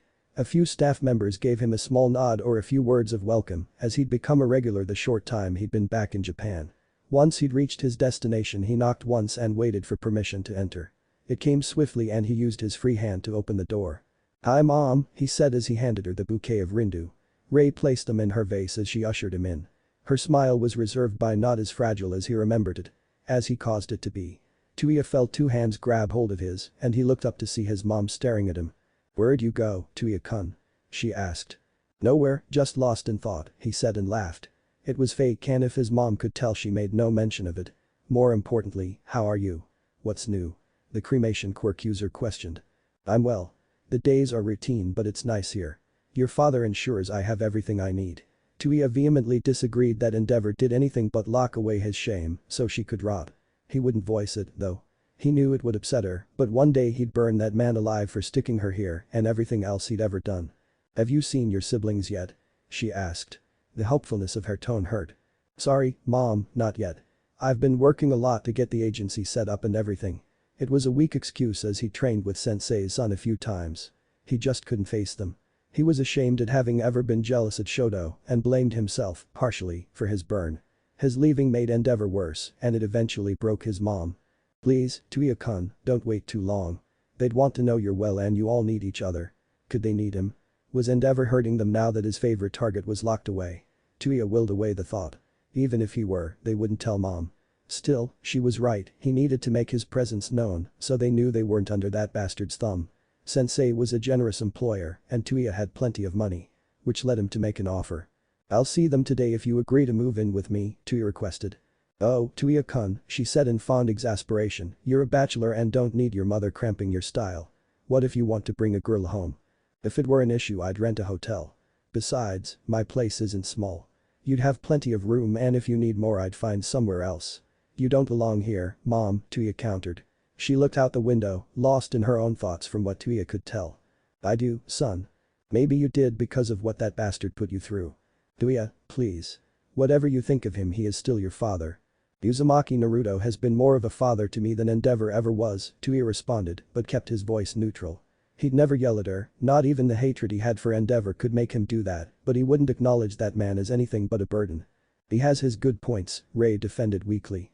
Touya didn't want the visit to devolve, nor did he care about Endeavor's good points. "I'll consider it," she said.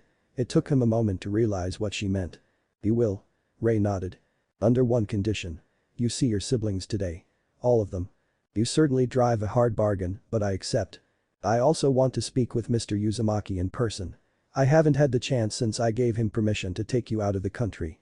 Touya had known the two met, he even knew why, but it was a little surprising she wanted to see him again. "You're not trying to hit on him, are you?" "I don't mind, but he's really taken with the mother of his child." Touya withheld the laugh as his mother blushed furiously at the question. "What? No, that's inappropriate, Touya-kun," Ray admonished. Sorry, he said, but didn't really mean it. "I'm sure Sensei can come by. Now, for more important matters. Where would you like to go once I spring you out of here?" Seeing her smile was worth a visit and the two continued to chat about future plans. Mina finger drummed on the cafeteria table awaiting for her guests to arrive. Some might call her a busybody, but she was just observant and curious. Those were good attributes for a potential hero, or so she thought. Things had been very odd for the last month and that oddness centered on two figures. Mr. Uzumaki and Midoriya Izuku. Mina had no delusion she could figure anything out about her weird instructor, but Midoriya should be possible, especially as she wasn't the only one to notice. The day was about putting together the pieces of the puzzle and going from there. The ladies she invited would be a great help. She half considered inviting some of the boys, but they wouldn't notice anything outside of combat or hero training. Well, Bakugo might, she corrected internally, but life was too short to voluntarily deal with him. She stopped her impromptu solo when the girls arrived. "Hi. Thanks for getting here early," Mina greeted. "It's no problem, Ishido, but what's this about? You made it seem quite serious," Jiro stated. "This is about the sudden weirdness of one of our classmates, Midoriya Izuku to be exact. Something's been off since that villain attack and the arrival of Mr. Uzumaki. Most of you have noticed things separately, but I want to bring it all together so we can get to the bottom of it." "Izuku hasn't really been acting differently," Uraraka defended. "And I'm not comfortable gossiping about a friend, Ishido. Just listen to the examples before you judge. Besides, he may need our help," Mina requested. She knew the two were closer than he was with anyone else in attendance, but she failed to predict Uraraka's reaction. Still, her words must have been enough as the pink-loving girl nodded. Mina began by listing the things she noticed, how he came to class tired and sporting a new acre injury, including having to wrap his hands like he'd been in a fight. She also pointed out how he seemed more on edge, something Momo corroborated. "One day I arrived early to homeroom and Midoriya was already there, fast asleep. I didn't think much about it except after a while I noticed his face kept contorting like he was in discomfort. I thought about waking him up, but if it weren't bad enough to stir him, I figured it must not be that bad, so I went back to my work." Minutes later he jumps out of his chair and flings something that looked like a lightning bolt at the chalkboard. When the lightning dissipated it was a pencil he'd thrown and a fly he'd pierced with startling accuracy. "Lightning?" Uraraka asked in confusion. Momo nodded and Mina pressed on. "Okay, Su-chan, you're up. Well, this happened about a week ago. I was here to do some work in the pool and as I approached I heard Midoriya-chan talking to someone he called Tetsuo. I could hear them both clearly, but when I arrived at the pool Midoriya was alone and when asked about the other voice he said his cell phone was too loud. He didn't have a cell phone, ribbed. "I guess it's my turn," Kyoka said. "During our last hero training exercise, Midoriya used something similar to echolocation to track me, same as I'd done to him. So, I and Siro gave chase, but once we reached the corridor he'd been located, it was empty. As we walked past he managed to jump us from behind. I saw it briefly, he managed to turn invisible. Mina smiled as the incidents were too weighty for Ichako to ignore, even if nothing added up. But the acid quirk haver said nothing, allowing Hagakure to provide the last example. I noticed when he returned from the villain attack, Midoriya was carrying something that looked like a photo album. None of us brought backpacks, so I doubt he had it with him when we arrived, meaning someone gave it to him. You think Mr. Uzumaki did? Uraraka asked. Hagakure said nothing and Momo guessed why. If you're nodding, Hagakure-chan, we can't see you. Oh, sorry. Yes, I believe Mr. Uzumaki did. Mina smiled at the reactions as the girls began to speculate what it could all mean. She had no firm conclusions, but that didn't matter as she'd baited the hook and would have assistance in uncovering the mystery of Midoriya. Mitsuki? Inko questioned as she stood with her door open, genuinely confused as to why her former friend was here. Care to join a girl for a drink? You know, for old time's sake. Mitsuki asked as she grabbed a bottle of vodka from her purse. Inko didn't have the heart to turn her away, so waved her in, collecting 2 glasses as Mitsuki made her way to the couch. So, what brings you by? Inko asked. Day drinking not enough? Mitsuki asked back. We haven't visited each other for years, Mitsuki, Inko replied. She filled the stout, circular glass half full of the clear liquid, but frowned slightly. It had been years and all because her son was a terror of a human being. How their sons went from the best of friends to enemies overnight was never something she comprehended. It was as if when his quirk manifested Katsuki awakened a monster gene as well. Doesn't mean I haven't missed you. I understand why you created some distance, if the shoe was on the other foot I would have as well.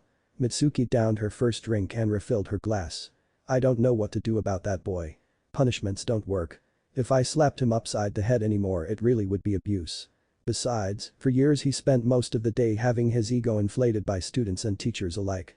Maybe Masaru could set him straight, Inko suggested. Mitsuki broke out into riotous laughter.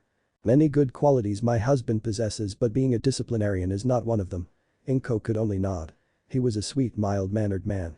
But enough of my shitty son. Life will humble him soon enough. Or one of his professors. The UA staff is widely recognized as qualified, so I hope they can, Mitsuki. Mitsuki answered with a knowing smile. So, the years have been quite generous to Naruto. From boyish to mannish without missing a beat. You two banging yet? Inko was in the process of drinking so the alcohol went down wrong, burning and causing her to cough uncontrollably. Not that it's anyone's business, but we aren't having sex, Mitsuki Inko forced out. As she wiped the tears from her eyes she saw the ash blonde staring at her. What? What are you waiting on? Your fella is back. If it were me, we'd still be in the bedroom working out my frustrations. I've dated, Inko defended weakly. And they rarely went past the second date. I get it, he must be a tough act to follow, but you don't have to worry about that. It isn't that simple. The thing with Naruto is his virtues are also his vices. I believe he'd fight the entire world to protect Izuku and me. The problem is he'd fight the entire world, you understand. He wouldn't compromise nor back down. Oh, the domineering type. Mitsuki guessed. No. But when he believes something is right he can be steadfast. Admirable to a point. I'm guessing that point is well before the nation's top 10 came to subdue him.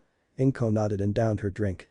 Well, maybe a relationship isn't in the cards, but that doesn't mean Mr. Mitsuki. Inko shouted in embarrassment. What was once a mildly ominous overcast sky shifted into a major storm in but a blink. As the rain poured down like a roving waterfall it was having a secondary reaction. A rapid shift in barometric pressure along the coast could generate tsunami conditions, and this one had, too swiftly for anyone to sufficiently prepare. A hero was needed. The blur traversed the rocky seas, snatching people off their boats and delivering them landside. It was happening so fast many could barely get a glimpse of their savior. The blur couldn't stop, time was of the essence. The big waves hadn't formed quite yet, but he knew they were coming. After clearing his immediate area Naruto stopped at the coastline. His red haori flapped in the winds of the storm, black flames licking the bottoms of the sleeveless overcoat. He performed a series of hand seals in the earth style. Earth rampart jettisoned from the ground, an instant barrier between the city and the sea. Naruto launched himself back to the ocean just as his earpiece started to ring. Hello? He answered. Hey, sensei, my mom wants to meet with you. It's one of her conditions for leaving the care center. That's fine, but I'm currently dealing with a tsunami right now, bud, soak in this weight. Naruto formed a tick mark when he heard his apprentice cough. He ran to where he felt the greatest amount of oceanic activity. A mere tsunami isn't that big a deal for you, sensei. So when can you visit her? Naruto briefly thought about when he could but heard an alert that signaled someone was on the other line. Touya, hold on a sec while I get this, Naruto requested. He clicked over to the other line and then began forming a series of hand seals. Then Naruto-kun, a slurring Inko, said slowly. "Hey, Inko-chan, you okay?" Naruto asked. She wasn't much of a drinker when they were together, so he hoped she hadn't turned to alcohol because something was wrong. I have a secret," she whispered. "What's that?" Naruto asked as a giant whirlpool started to surround him, the energy displacing itself instead of forming into a wave. "I want you to bang me. Tell him all 3 holes." He heard a voice in the background yell. "SHHH, Mitsu-chan. Haha, Chu should come over, Naruto-kun. I'm taking care of something right now, but how about I come right over and we talk?" About banging. It was incredibly difficult not to laugh, but even drunk, Naruto wouldn't do something to embarrass Inko. Sure, whatever else. "Okay, see you soon," she said and hung up. Naruto clicked over to Touya and apologized for making him hold, but his student said it wasn't a problem. "I can see her tomorrow. Something's up with Inko, so I need to check in on her when I'm done with all this," Naruto said. He'd prevented the tsunami from forming, but the HUD display in his sunglasses were alerting him to a nearby accident, potential injuries on the scene. Without a second thought he sped back to the coastline and undid his earth jutsu and then departed to the accident. "Thanks, sensei. Oh, by the way, if you and my mom hit it off, I'm okay with that." "I'm not even acknowledging that with a response. But I'm going to be preoccupied, so can you handle Izuku's training today? Anything in particular you want him to work on?" "In aesthetic sense," Naruto replied as he arrived at the accident. A car clipped a power line hard enough to cause it to fall before it sped off, just to T-bone another car. He had to manage the downed electrical line and tend to the injured. "Boo, target practice for Touya. You mind if I invite another to join in?" "Nope, that's all you. Now, I really do need to focus." "Alright sensei, later." Class 1 is sat raptured. The weather cancelled their planned hero training. It was fortunate that news of a hero debuting in the storm had found its way into class and that All Might allowed them to watch the coverage. It didn't take long for the class to realize the man in matching midnight blue shirt, pants, black tactical vest and red haori was Mr. Uzumaki. Many were impressed by his display of his quirk, though it rose questions as to what exactly his quirk was as it seemed so varied. The girls, seeing the variety of skills Mr. Uzumaki was displaying, couldn't help but make connections to their classmate, someone who seemed enraptured by seeing his teacher doing hero work. Multiple television crews were used to track the high-speed hero, and the final found him outside of a bank with several robberies tied in metal wire and unconscious. "Who are you, sir?" she asked, and the entire class laughed. A pair of sunglasses couldn't possibly fool people into thinking this was someone other than the most notorious man in the world. "Oh, you can call me the Thousand Skills Hero." Nightfall. All Might turned off the television after that, much to the protests of several students. "Do not sulk, fair students. We must now discuss what we can learn from this new hero," All Might bellowed. Several of the boys went on and on about how cool Mr. Uzumaki was, but Mina, sensing it was a good opportunity to turn the heat up on Izuku, chimed in. "His quirk is so versatile, more than almost anyone I've ever seen, outside of Midoriya-kun." "Why yes, young Ishido, he does have quite the adaptable quirk. I assume it took a lot of training for him to become so proficient. But what could it be? All quirks have a basis, a foundation.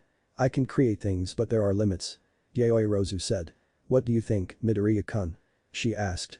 His eyes grew wide when further attention was placed on him. He quickly swiveled his head to see all the girls in class looking at him. Izuku scratched the back of his head, something he did when uncomfortable, but also looked to All Might for help. The hero didn't give him any. "Why you know, huh?" he asked, almost defeated. "We only know you've been acting differently, Izuku," Uraraka said. "What are you talking about?" Kirishima asked. "These slow broads have finally put together that Uzumaki is Deku's father, obviously." Bakugo yelled, and there was a collective gasp, though whatever anxiety Midoriya felt vanished as he stood up, anger visible on his face. "I told you to never call me that, Kitsuki," he said, fists clenched at his side. "And what are you going to do, Deku? Thinking you're big shit because that deadbeat returned? You aren't shit, just the cast-off of a criminal. He should have left you on a bedsheet where Deku belong." "That's enough, young Bakugo," All Might shouted. He had no idea these two had such a poisonous relationship. "Why are you defending him? The guy that beat you. And he just waltzes back like he's better. I hate it in his useless son. Go back to sticking leaves on yourself, Deku. I'm so tired of you always talking. Talk, talk, talk. You act like you're leagues above us, but in truth the only thing you run here is your mouth. If I'm useless, what does that make the person who can't beat me?" That was enough to get Bakugo on his feet. "You wanna go, bitch? Both of you stand down this instant. Young Midoriya, you are dismissed. Young Bakugo, go to Principal Nezu's office." We will be discussing your behavior. None had ever seen the jovial hero so angry and were shocked, all but Midoriya and Bakugo as each were ready to tear into each other. Midoriya left first and once cleared Bakugo departed. "Excuse me, All Might, can I check on Midoriya?" Shoto asked. The symbol of peace nodded. Shoto hurried off to catch up, but Midoriya was nowhere to be seen. He was about to lose hope when a young man in a headed jacket and face mask approached him. "Looking for someone?" he asked. "Yes, a classmate. Izuku Midoriya." "That's lucky, I'm going to meet him to train. Why not join us?" If this had been anywhere else, he wouldn't have, but the ICE users trusted UA's security system enough that a random stranger couldn't walk through the courtyard without anyone noticing. So, Shoto agreed and followed. A short walk later, the pair found Izuku. Shoto stared at the destruction of the training facility in mild disbelief. He watched as Midoriya set up another target. When his punch connected, the training dummy exploded. "Nice to see you using your sub-element, Izuku," the man said. Midoriya looked up to the pair and initial fierceness transformed into surprise. I'm sorry about the mess. Will you be training with me today, Touya-san?" Midoriya asked. Shoto felt cold at hearing that name. It wasn't a common one, but it also couldn't be. His older brother died and it was Endeavor's fault. The man removed his hood and mask to reveal white and red streaked hair and a face similar to Natsuo. "Hey, little brother," Touya greeted. Shoto had so much he wanted to say, and with his ping-ponging emotions, it was near impossible for the normally stoic boy to voice it all. Bereft of the right response, he went with the one he thought most pressing. "Fayumi is going to kill you." Touya laughed and slapped the youngest Todoroki on the shoulder. "Why do you think I came to see you first? I'm going to need some protection." Shoto chuckled softly, thankful Touya and Midoriya paid no attention to the tears falling from his left eye. Inko clung tightly to Naruto's body as the cool breeze swept past them. She never envied Naruto for his powers. If anything, she felt it a terrible burden, and the more he revealed of his history and his home dimension, the more resolute she became in her conclusion. He could just about do anything, and he had to gain that level of strength to simply survive. Survive the organization of criminals, survive the undead warriors, survive his former best friend. No, she could never be jealous of someone who earned their power through such hardship. But she really did wish she could fly like he could. As the two lazily levitated in the sky, him indulging her in one of her favorite activities, she just loved the sensation. She felt so free. Free of her anxiety, free of any preoccupation. Weightless and able to go anywhere. If she had the ability to fly, she wasn't sure she'd get much done as she traveled as far as her quirk could take her. "Will Izuku be able to fly, too?" she asked him softly. She might not be able to do this herself, but if her son could have this gift, then it'd be something she'd treasure all the same. When he gets better with his bloodline, he'll have his own way to fly. She voiced. It was so free here. The worst of the storm had long passed, a little drizzle remained. It was refreshing. And while here she didn't have to ask the questions that had been nagging at her. The very questions that made her keep Naruto at arm's length, no matter how much she missed him or wanted him back. Inko cursed herself for allowing her mind to ruin her enjoyment.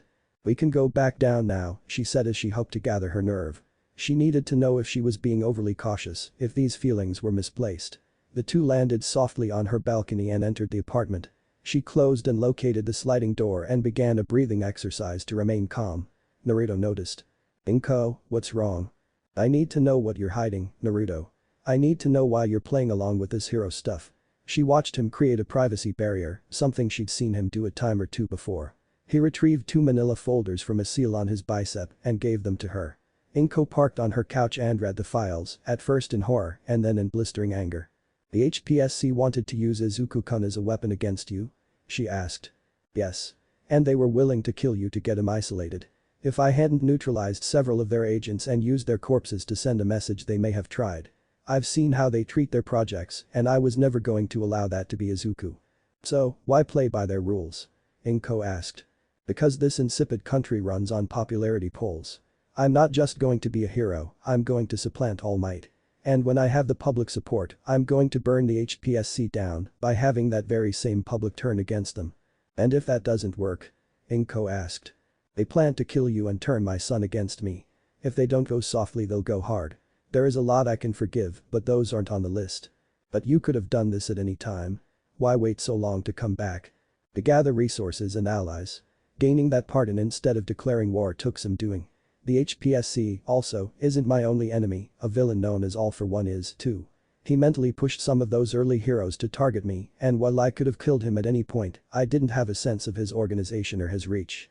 I needed to know my enemies in their entirety and I have that. I know his organization, I know the players with the HPSC. I know their aims, I know their methods. If you're going to do this then make sure Izuku is so strong he's outreach for any of these people. When I'm done, he'll be the strongest and the best. Unmatched by all, save yours truly. Inko smiled, but it wasn't a true reflection of her emotional state. Her son had almost been drafted into a dark game and she would not have been here to protect him. The thought shook her to her core, the only comfort was her knowing Naruto had been protecting them from the shadows. Inko broke from her thoughts when she felt Naruto sit beside her, though had she not the playful nudge would have done the job. "Hey, Inko-chan." "Yes, Naruto-kun?" she asked. "I know this is all very serious so I won't tell you not to worry, but when are we going to set aside some time to discuss your all-consuming need to bang me?" Inko did not hesitate to pounce on the insufferable blonde, seeking to choke him out even as his laughter boomed throughout the apartment. Chapter 5. Tashi knew he'd stepped in it. He should have done something, anything, to stop young Bakugo's tirade. He was glad young Midoriya hadn't hit his classmate, but Tashi wouldn't have had it in him to blame the once hidden Uzumaki if he had. Now, his class looked upon him for answers to questions they weren't able to construct. The reveal must have felt monumental, and yet they didn't know how to categorize it, contextualize it. They'd just been told some of the biggest news of their lives, and they had no real way to understand it. Or so he thought. But his attention was grabbed by one student in particular. The small one, young Mineta. The boy was quivering, literally quivering in his seat with a well of unshed tears in his eyes. He was gripped with terror, and even his voice broke as he tried to speak. "Trap." He yelled nonsensically as if every third word was lost to fear. Sports. "Trap." He continued to screech. "Young Mineta, please calm down so we can understand you," Tashi requested, but the boy started to hyperventilate. 1 month, sports festival. Trap, Minoru forced out. "Oh, shit," Kaminari said as if he made sense of Mineta's words. "We're going to get devoured. The little guy is right, All Might Sensei, this is a trap." "Neither of you are making sense," Kirishima said. "What trap? Why are we going to get devoured and by who?" "Midoriya." Mineta yelled. "The sports festival is in a month and there is always a single elimination tournament for the final round. Do you know what they call Uzumaki Sensei in the West?" Mineta shrieked. "King of the Beasts," Yaoi Rozu supplied. Tashi facepalmed when she answered. That wasn't helpful. "A man who has never lost to a hero nor villain no matter how many they sent. And we're supposed to face his prince. We're going to die." "That is most inappropriate," Iida exclaimed as he made a chopping motion. "Midoriya has been nothing but a kind and considerate classmate, while Uzumaki Sensei has been a fair and engaging instructor. We have no reason nor any right to cast these aspersions. Furthermore, their private lives are not fodder for gossip. Supportive classmates would be more concerned about the blow-up between him and Bakugo-san." "Well put, young Iida." All Might complimented and silently thanked the boy's timely intervention. "What you have learned today is a shock, I will not pretend otherwise, but please remember that young Midoriya is a trusted classmate." "Trusted nothing, he's been sandbagging us." Mineta countered, clawing at his face. "He's going to embarrass us on television and I'll never get a girlfriend with anything above a B cup." Tashi had the deep urge to eat the small boy. Professional ethics and general prohibitions against harming children stayed his hand. But the desire was there and it was strong. "Young Mineta, the symbol of peace began, that concern is inappropriate and unworthy of a future hero. Furthermore, the sports festival is weeks away. If you are concerned about your showing then train more before and after school. Ask your teachers for tips to further your progress. I know it may seem daunting on top of your pre-existing training, but it'll be worth it." The number 1 hero looked upon his class, most having blank faces. He just couldn't get a grip on his class today. Why were they looking at him like that? "Were we supposed to be training before and after school?" Shiro asked the students nearby. The blood drained from Tashi's face. They hadn't been training before and after school. That's what those facilities were for. When he was preparing to take one for all he tried to squeeze in as much time to improve himself as he could. The top-ranked hero then thought of some of the training sessions he'd observed between Naruto, his student, and Midoriya. As much as he hadn't wanted to allow suspicion of a classmate to permeate his charges, he'd seen the changes from just 4 weeks of Naruto's intensive regimen. It pained him to do so, even only to himself, but young Mineta was right. Most of 1A wouldn't be able to stand up to Midoriya, and Naruto may have been planning to send a message. He needed to get with Eraser and Vlad King, or those kids were just being fed to a green-haired buzzsaw. "Finally," he said between labored breaths, sort a hair's width away from touching skin. The only thing stopping him from closing the distance is the sword pointed in his direction equally close to tasting his flesh. "Jiraiya's bullshit philosophy neutered you. I needed the real you back, the one that was just as hungry for power as I was. His blade was knocked back and he took the opportunity to create some distance. We aren't doing this, Naruto bit back. I'd have 1,000 conversations with my friend, but you aren't him, not anymore. Naruto was mildly surprised at the disgust Sasuke showed at his words. I'm the best friend you've ever had. Those bonds you value so much all want you to be less than what you are. I'm asking you to rule with me. None of them could stop us, we're the only weapons they have against each other. Do 17-year-olds, I'm sure we have it all figured out. We have the strength, the rest will come with time. Naruto shook his head. He meant it when he said he wasn't here for a debate. Sasuke had gone too far. He saw the recognition in the Uchiha's mismatched eyes. It didn't have to be like this, both ninjas said. No more words were uttered as the two clashed, the only sounds were that of the highest level of combat. In one exchange the two managed to knock the swords out of each other's hands, each ending up with the other man. Sasuke threw through Naruto's katana like a spear, Naruto flung Sasuke's shakudo like a shuriken as both ran toward the other. They each gripped their swords at the same time starting their swings. Sasuke's blade crackled with lightning, piercing power unmatched. But Naruto was just a little faster, swinging motion a little tighter, and his blade was enhanced and extended with wind. Naruto watched with relief and the most profound sadness when Sasuke's body dropped, head following in short order. It was Amoy who found him after the duel, Naruto standing silently in the aftermath. We found her, Naruto. We found Sakura, Amoy said. Months, it had been months since he'd seen her. Since Sasuke ambushed him and took her. Naruto nodded, but could tell there was more. There's no easy way to say this, but she's. Naruto. A yell brought him back, the water having long turned cold. He grabbed his towel and wrapped up, utilizing Sun's chakra to dry himself off. Inko, what's wrong? He asked as he stepped outside the bathroom only covered at the waist. Oh, that's just unfucking fair, a newly awake Mitsuki said from the couch. Naruto decided to not pay her any attention, but Inko couldn't seem to ignore the bait and admonished her friend. You need to get dressed, the principal called and said he needed to speak to us. What happened? My Brad and Izuku got into it. Masaru just texted me the same. Naruto nodded and stepped into the bedroom, utilizing his speed he was changed and returned in what must have seemed like a blink to Inko and Mitsuki, though Inko was used to his quick changes. Opting for more casual wear, blue chinos and a black V-neck t-shirt. I'm ready, he said.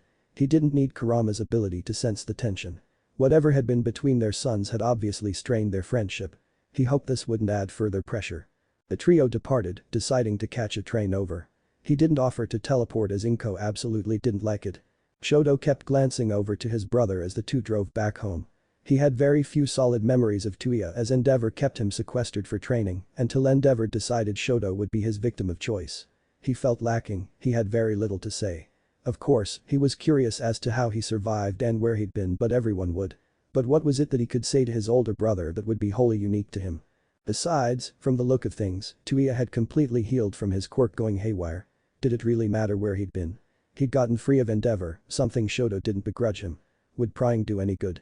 Would Touya even want to talk about what he'd gone through? It may be too personal for brothers largely in name only. They could talk about training. That had been quite different from anything he'd done previously. No quirks, just reading body language, anticipating, and dodging the projectile. Shoto wouldn't normally treat a game of dodgeball as training, but Touya and Midoriya had been quite intense, so much so he found himself mimicking their dispositions. Deep in contemplation, Shoto wasn't paying attention when he felt Touya mush his hair. The twin quirk user looked over to his brother, greeted with a smile for his trouble. You seem to be thinking really hard over there. What's on your mind? I'm curious about where you've been and how you met Uzumaki-sensei, Shoto stated, Touya's question giving him permission to return to his usual bluntness. Where have I been? Might be faster to say where I haven't. Been on every continent but Antarctica and I'm not looking forward to going there. How I met sensei, Shoto watched Touya grow silent as his grip tightened on the steering wheel. The youngest Todoroki wondered if he'd made a mistake. I was training alone and my quirk went haywire. That caused a sequence of events that left me in a bad place. I was angry, Shoto. I wanted to hurt people, I wanted to shame Endeavor, I just wanted the world to burn. It was an accident, bumping into sensei, he just happened to be in Japan to check on Izuku and his mom. First thing he said to me was, someone so tiny shouldn't be projecting so much hate, and I snapped. I tried to attack him, Touya laughed boisterously at that. Strongest creature on the planet and I thought my little quirk was going to reach him. What did he do? He critiqued my technique and gave me tips. When I started to lose control he somehow stopped my fire. By the end, I was so exhausted I could barely stand and I figured he'd just leave, but he invited me to lunch. I don't know why, but I said yes. And we'd do that every day for 2 weeks. Me attacking, him being untouchable, and then he'd buy me lunch, and slowly I started opening up. He told me about a friend of his who lost his family to people he trusted and how it eventually broke him. He said he could see I was at a crossroads, a point where I'd make a decision that could change the rest of my life. He said he couldn't take my hate from me, only I could truly resolve that, but he could teach me how to channel it, show me how to do good with what people would label bad. He contacted Mom and she gave me permission. I've basically been his ward from then on. Mom knew where you were? Shoto asked in shock. Yes, and by keeping it a secret she saved me. She also suffered for it, so please don't hold it against her. I can't stress how bad of a place I was in. And not just mentally, the burns and the scars my quirk caused would have never healed without Sensei's intervention. Shoto nodded but remained silent for the rest of the ride. When they arrived at the house, Touya followed behind Shoto, and the younger brother got the impression he was being used as a shield. Shoto didn't get a chance to unlock the door as Fayumi met them there. Hey, Shoto-kun, the driver sighed, her statement stalled as she got a good look at the man with him. Her eyes started to water and her body shook as clasped her hands together. Touya? She asked softly and he nodded. In a blink she'd engulfed Touya in a hug while shouting for Natsuo to come to the door. Upon his arrival, he was struck with disbelief but promptly joined the hug once he was sure. Shoto watched as Fayumi and Natsuo tried to compose themselves. They were much less shy about posing questions to Touya. He assured them he'd provide answers but requested they go somewhere else, a spur-of-the-moment outing. The two agreed while donning the largest smiles on their faces, and Shoto wondered if this was what family was supposed to feel like. Izuku Midoriya, if anyone ever paid attention, was clearly put on earth to mock Katsuki Bakugo. He was a lion that wore the trappings of lambs. The stutter, the anxiousness, all the mannerisms that got him dubbed the class cinnamon roll were an act that no one bothered to see through. No one but Katsuki himself. How did he come to this conclusion? First, was how Izuku was much stronger than he let on.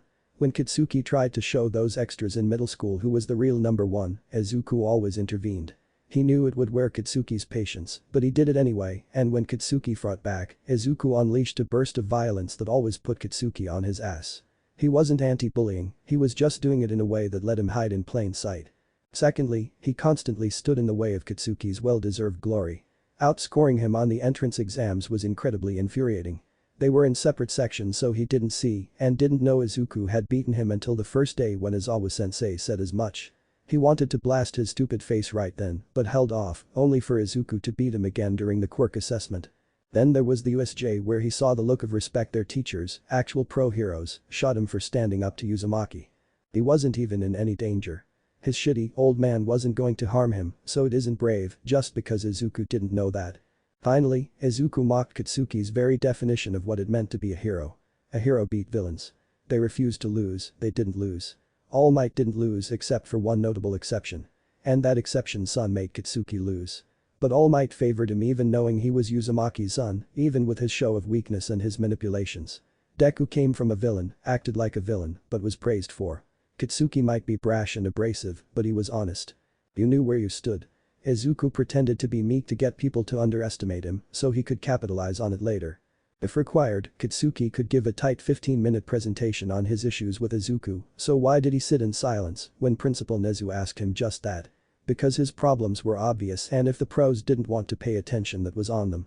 He already knew how to fix Izuku, how to return him to his status as a Deku. Katsuki just had to win and never stop. Answer him, Brat Mitsuki growled from behind as his father remained silent. No, that's fine, Mrs. Bakugo. In truth, I don't need to know the heart of the issue, only that it will never be a disruptive element in my classrooms again.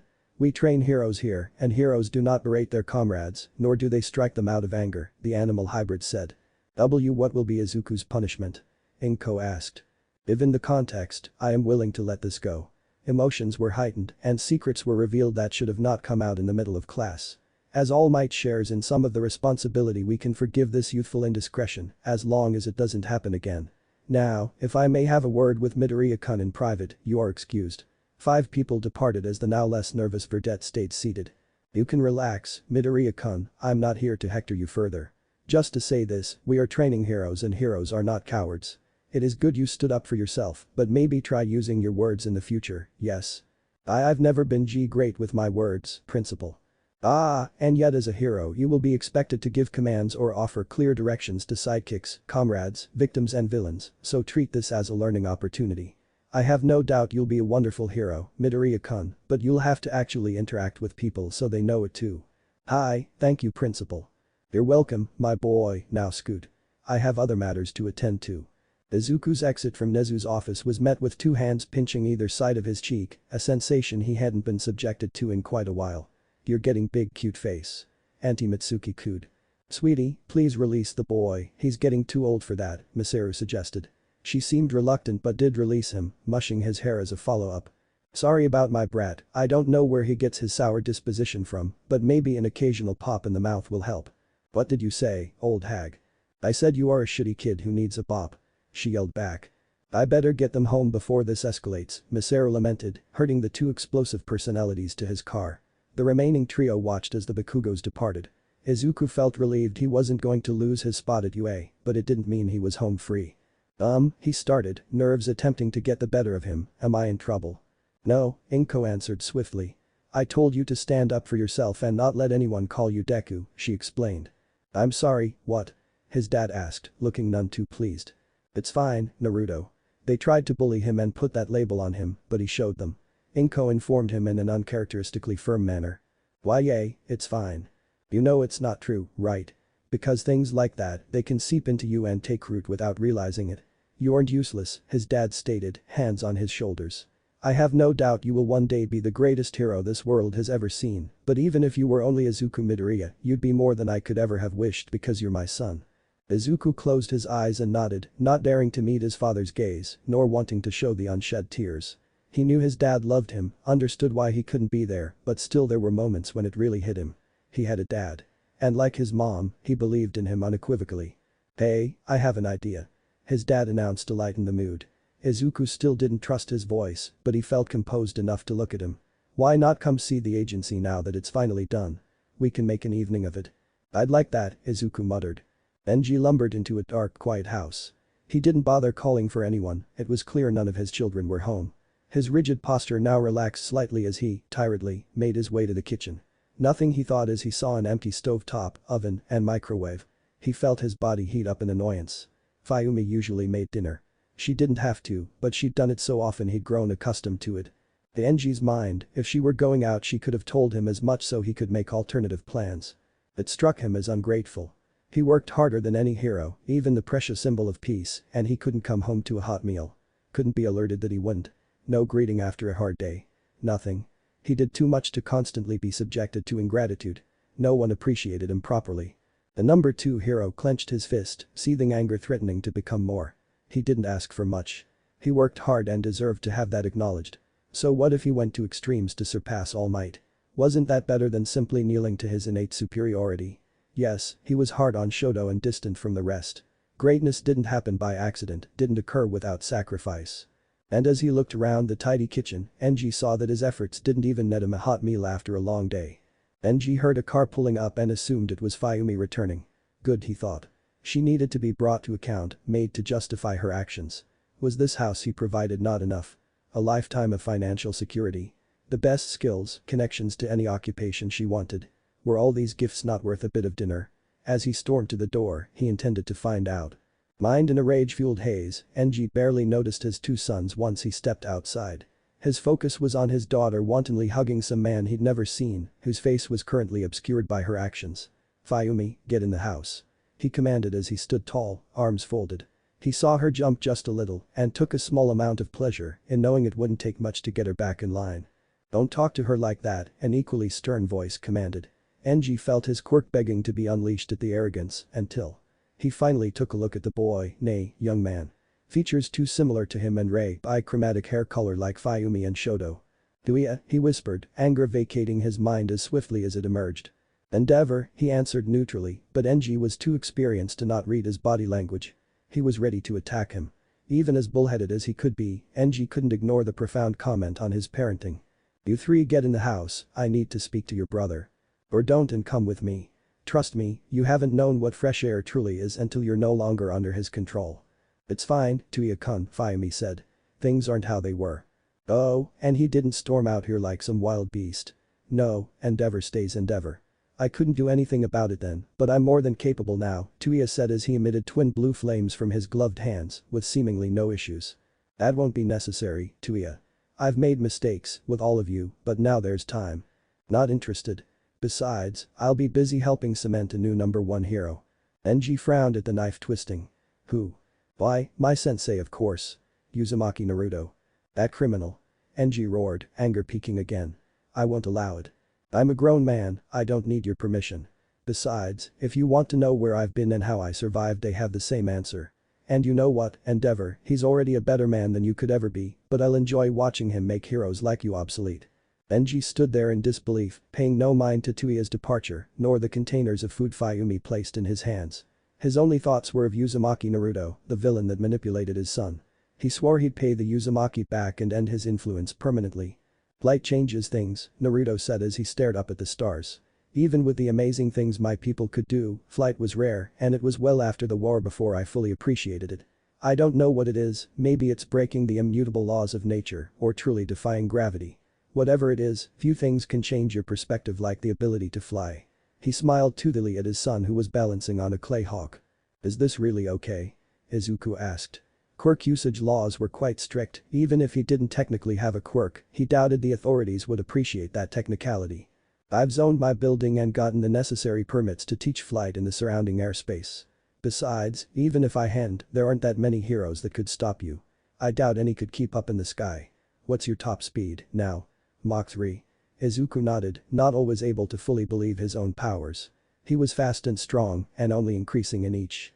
Okay, now remember, you created this so you have a connection, so don't overthink it, just feel how you want to move, relax your stance as if you were riding a surfboard.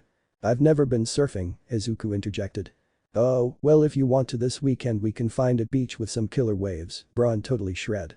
Izuku laughed, quickly reconciling the perception of Uzumaki Naruto with the reality that his dad was a giant dork. Still, he bent his knees, evened his weight between his 2 feet and willed the clay construct to move. What he hadn't done was will it to move slowly, causing the explosive bird to take off and Izuku to scream his head off. If he'd been thinking rationally, Izuku would have simply willed it to slow down, but he was so startled he kept thinking he wanted down, which caused the bird to dive bomb, and where once he was high above any neighboring rooftops, he was quickly descending into a thicket of concrete and glass. Purely on instinct he made his conveyance swerve from a crash landing, but Izuku was still close enough to graze the roof with his fingers. In the briefest of moments, Izuku took a deep breath. He was reacting blindly, panicking. It was similar to what happened in class, he let the moment define his response instead of taking control. As another building came hurtling into view he thought about the path he desired and his creation acquiesced. He thought to slightly increase his elevation and a soft incline was adopted. This wasn't happening to him, he wasn't passive. Heroes react but also take control of situations. As his perception caught up, as the shock of his takeoff withered away, Izuku began to embrace this new sensation. Turns became easier, his stance more intuitive. Before he knew it, he was having fun.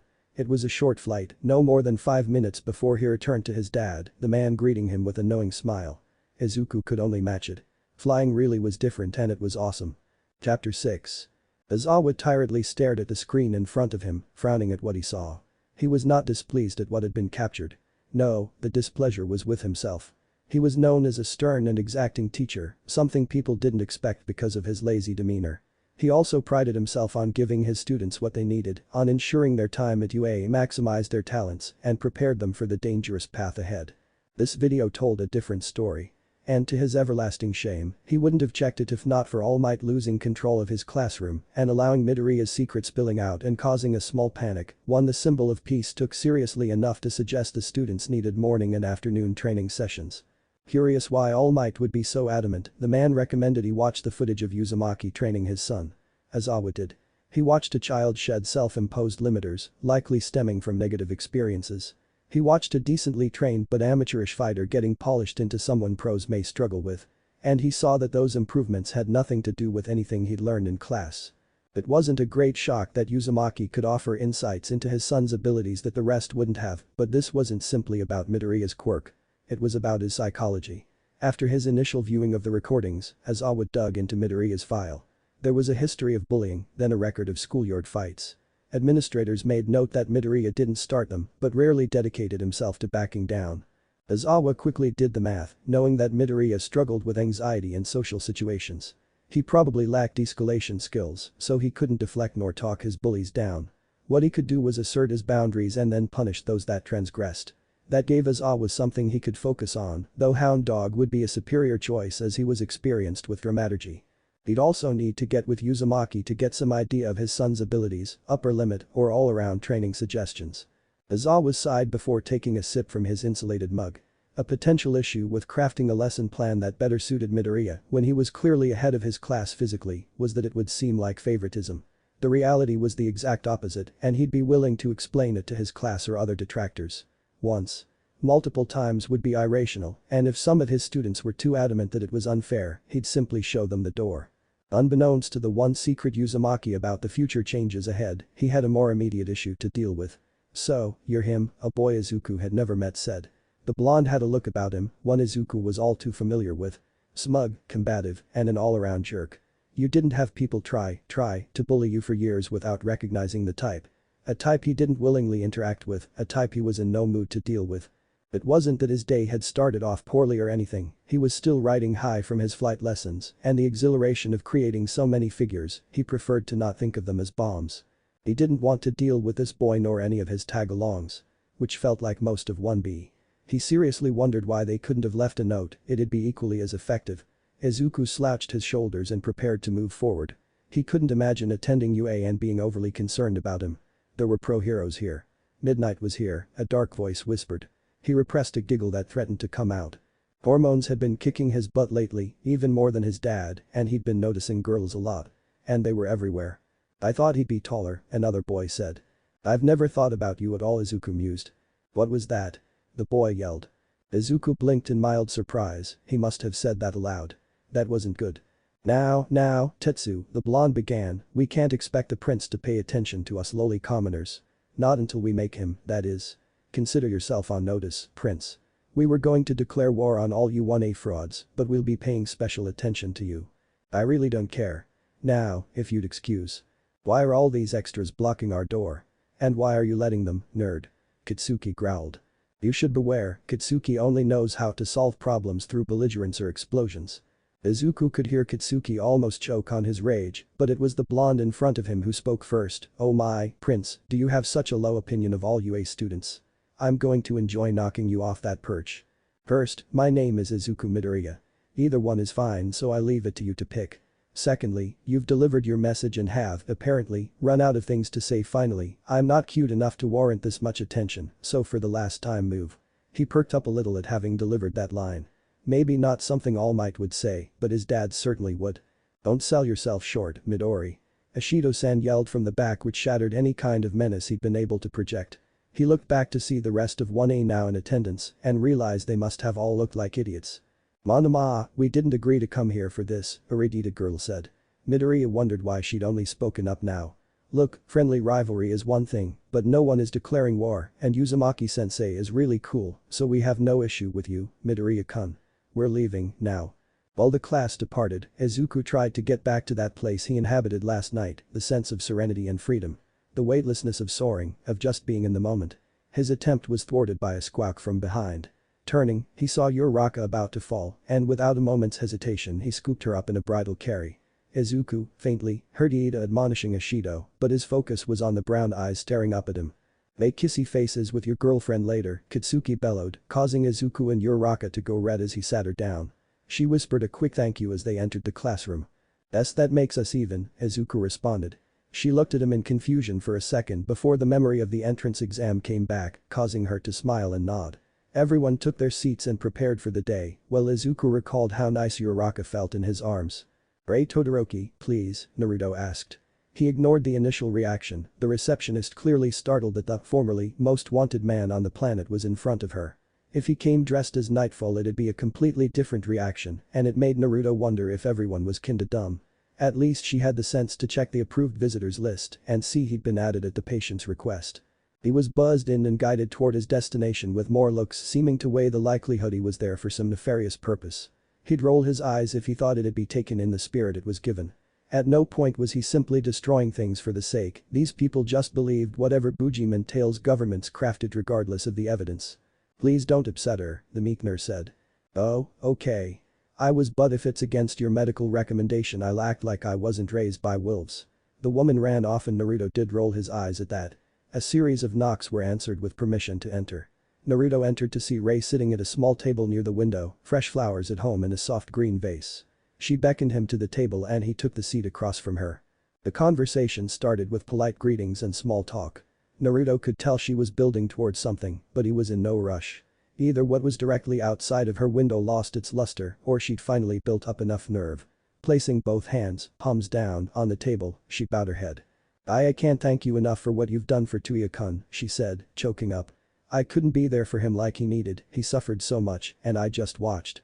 But you saved him and he seems so much better for your influence. Todoroki-san, please, this isn't necessary. Helping Touya and watching him grow has been a sincere pleasure. Besides, I did what I wanted someone to do for me when I was his age. Were you cast out of your home, too? More like shunned, he said, but didn't go into details. Touya really deserves the credit, the best teacher can't conquer an unwilling student. He was open to the experience when he could have been closed off and untrusting. Instead, he was a boy going on grand adventures. In his letters, I could tell how much he admired you and how happy he was. He wasn't always so happy when it was time to do his schoolwork, but I was hardly the most studious child, Naruto said, and the two shared a quick laugh. Still, he's become a fine young man. Something I had little to do with. You were brave enough to give your son an alternative, to trust a relative stranger. You were also a key element of his drive. Touya wants you to have a life outside of these walls, Todoroki-san. Her eyes began to water as she contemplated a response. Naruto looked on in silence, not wanting to rush or stifle the woman. I'm not sure I deserve that. I was weak, unforgivably so. The funny thing about forgiveness is, we don't get to decide when others grant it to us. And strength can come from those around us. Even I created an organization and word has it, I'm pretty strong. The Todoroki matriarch laughed at Naruto's faux humility. Todoroki-san, give yourself permission to live again, and whatever trials may come you'll have the support of Touya and all who care about him. She nodded as the tears streamed down her delicate features. Having said his words, Naruto said his goodbyes and headed out. What are you doing here, Uzumaki? Endeavor asked when Naruto reached the front entrance. When someone is walking through a door going from inside to out we call that leaving, dear boy. Leaving, Naruto explained, as if he were talking to a rather simple child. Don't get smart with me, the taller man demanded. Why were you talking to my wife? That was between her and me. Leave Rei-san be. She doesn't need some gorilla getting her upset. Rei-san. Don't be so familiar with my wife. Endeavor shouted, scaring much of the staff as flames emitted from him. First, be more worried about my fists getting familiar with your face. Secondly, keep a civil tone with me. Remember, Matchstick, I'm neither impressed nor intimidated by you, and I'll put hands on a little hero for getting out of line with me. Now, I know you're going to run back there and grill her over what we discussed. Do you intend to block me? No, but you better not upset her. If word of such gets back to me that you have, Naruto paused to exhale, buddy, consequences will be coming, and I won't be nice like I've been in the past. Your arrogance knows no bounds, Uzumaki. You take one son, you encourage Shoto to disrespect me, and you have clandestine meetings with my wife. You involve yourself in my personal matters and have the audacity to warn me. Maybe you should be more careful. I'm going to stop you there because this sounds like a ramp up to you threatening my family, and I really might kill you the next time you do that, so let's leave it at this, pretend to be a decent human being for your wife's sake. Endeavor's response was stifled by the ringing of the phone. Short but clearly important, the Uzumaki promised to be there immediately and then vanished before the number 2 hero's eyes. With a few hand signs Naruto was in his night full uniform, he loathed to call it a costume. He arrived to see Touya alone with another man. This him? He asked as he strided down the alleyway. Yep. Said he was going to go on an epic killing spree if the one who defeated All Might didn't show up and face him. An epic killing spree? Naruto asked in mild amusement. Not an average killing spree. One for the ages, sensei. One for the ages. Okay, I'm here. How do you want to do this? Naruto asked the younger man. We're gonna fight. Of course, lad, Naruto responded. But before that, is there anything you want to say? We won't be speaking much after we start, so if you've got some grand monologue or something, now would be the time. Well, I'm Muscular. I'm pretty cut too. Is that why you want to fight? DRR, my name is Muscular and I'm as strong as All Might. But he's a hero, so he doesn't fight with no restrictions. I do, and that's why I'll win, and then I'll kill your sidekick for being an obnoxious boot-licking troll. Now, don't rile up my associate. He burns hot. I'd hate for you to receive his parting gift before you got your moment with me, Naruto relayed. It was clear to the villain he wasn't being taken seriously but allowed his confusion to take primacy. Parting gift? Muscular asked. Yay. A part of you over here, a part of you over there. You get it? Now, what do we have on Muscular? He asked Touya. LB just sent something through. Villain wanted for several murders, including the water hose duo. They were weak and I'm tired of waiting. Muscular shouted. He activated his quirk and charged at the man proclaimed to be the strongest on the planet. Every fiber of his being anticipated a good fight as he finally had someone worthy of Kai. Wow, one shot and he's already out, Touya snarked while placing the quirk-suppressing cuffs on the felled villain. He might be strong, and I stress might, but he clearly never cultivated his martial intellect. All the muscle in the world won't save you from a concussion if you lead with your chin. Well said, sensei. Now, on to more important matters. Did you hit it off with my mom? Touya, Naruto said in exasperation. What? I'm just asking. Naruto rolled his eyes, picking up the downed villain and then turning to Touya. I'm going to drop this idiot at the nearest cop shop. You should worry more about your own love life. For one with such little game, I'd hate for your minimal skills to atrophy. I got skills, sensei, Touya defended to himself, his teacher disappearing on him. As if to reiterate for his own benefit, I've got skills. Faintly he heard, no, you don't off in the distance. Izuku diligently made his way to his assigned location. He didn't understand why All Might didn't give him a teammate but couldn't bring himself to ask. No team was told what the others were doing in this life-size mock-up of an urban district, everyone simply departed when handed their slip of paper. Izuku found the plain-looking building, multi-stories of concrete and window glass. His endpoint was on the second floor, so he darted inside and up the stairs. The interior room had a single light swing softly as shadows danced on the walls. He walked over to the display, the only thing in the room besides the light fixture. He picked the card up and immediately everything went pear-shaped. All, be advised. Izuku Midoriya is a suspected traitor. Crimes include selling information on the black market and assassinations of high-valued informants. Capture at all costs, All Might's voice boomed through the PA system. Izuku looked at the message on the card. Young Midoriya, you have been falsely accused of traitorous actions. Your fellow heroes will pursue you relentlessly. 3 participants have the evidence of your innocence. You must find them, card similar to this, and return to the meeting area without being captured. Remember most of these are innocent heroes, so even as you fight for yourself you must show restraint. Izuku, briefly, wondered if it were wise to do an exercise where he was falsely accused by heroes when that exact thing happened to his dad. He chose to believe this was random and not his idol, an instructor, being intentionally cruel. With that dilemma settled, Izuku forced himself to remain still. His body was ready to dart off, but that'd be a mistake. The USJ incident and him foolishly challenging his dad demonstrated that he needed a plan. Not a perfect plan, but something to direct his actions. First he had to start with what he knew. There were 9 teams at various locations. 3 had the objective, though he currently had no way to know who. He knew the pairs, knew their quirks and personalities. Next were the unknowns. Direct engagement with every team wasn't mandated, but until he had more information it may be necessary. He didn't know if each team had a way to contact others or had limitations on their movements. All Might hadn't announced where he was, but with Kota, Shoji, and Jiru they had a versatile array of trackers. Add in Yaoi Rozu-san, and she could add further complications. Iida would also be hard to avoid if he were heading a search. Finally, he had to assess his assets. He had superior strength and speed, even with his restriction seals active, as this was training. He had 10 throwing knives daggers, as his mom wouldn't let him learn how to throw kunai nor shuriken out of fear of them putting an eye out. His eskrima sticks were strapped, 1 to each leg. 10 smoke pellets were secured in a storage seal grafted on his right, green arm guard. Izuku didn't know that his hero uniform was a stylized version of the Anbu. Whereas they were grey over black, Izuku was draped in green, except for his black pants. The traditional flak jacket was replaced with a sleeveless carbon fiber gilet, woven to provide similar protection as Kevlar. Continuing, he had capture tape, but was only given enough for 3 people at most. He had his gloves that gave him full control of his bakuten, and some explosive clay already in a pouch hanging from his lower back. He had his various jutsu as well. His mind was going at super speeds as he put all the variables together. He decided he needed to take the sensors out, first and then Iida. It was fortunate none of those people were teamed with Katsuki or Todoroki-san. If this were a real situation, he'd likely try to hide as much as he can so outside of his named targets, he'd try to move in the shadows. Todoroki and Katsuki, as the heavy hitters and most noticeable quirk users, were to be avoided if possible or dealt with quickly if not. Utilizing a trick he developed himself, Izuku challenged a low-voltage surge to his hands and began to brush his hair back. What started as an untamed mop soon straightened to mimic his mom's texture. He pulled a hair tie from his guylet pocket to hold his newly formed ponytail and raised the hood. Breathe, think, move he thought before summoning 3 Earth-style shadow clones.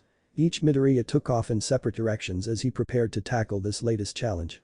Howitzer impact. The audience heard the scream of the UA student and watched the impressive, to most, explosion that resulted from it. Inko turned into Naruto, not enjoying the violence. Naruto wasn't thrilled that the kids had something similar to the Chunin exams, even if it were much muted, nor did he take pleasure in watching his students seriously fight each other for entertainment. My. What a violent young man, someone said from a lower row of the stadium seating. He's a thug, a diminutive feminine voice rejoined. Oh great, a future endeavor, a third speaker added. Touya-kun. Ray admonished. Sorry mother. I meant, oh great.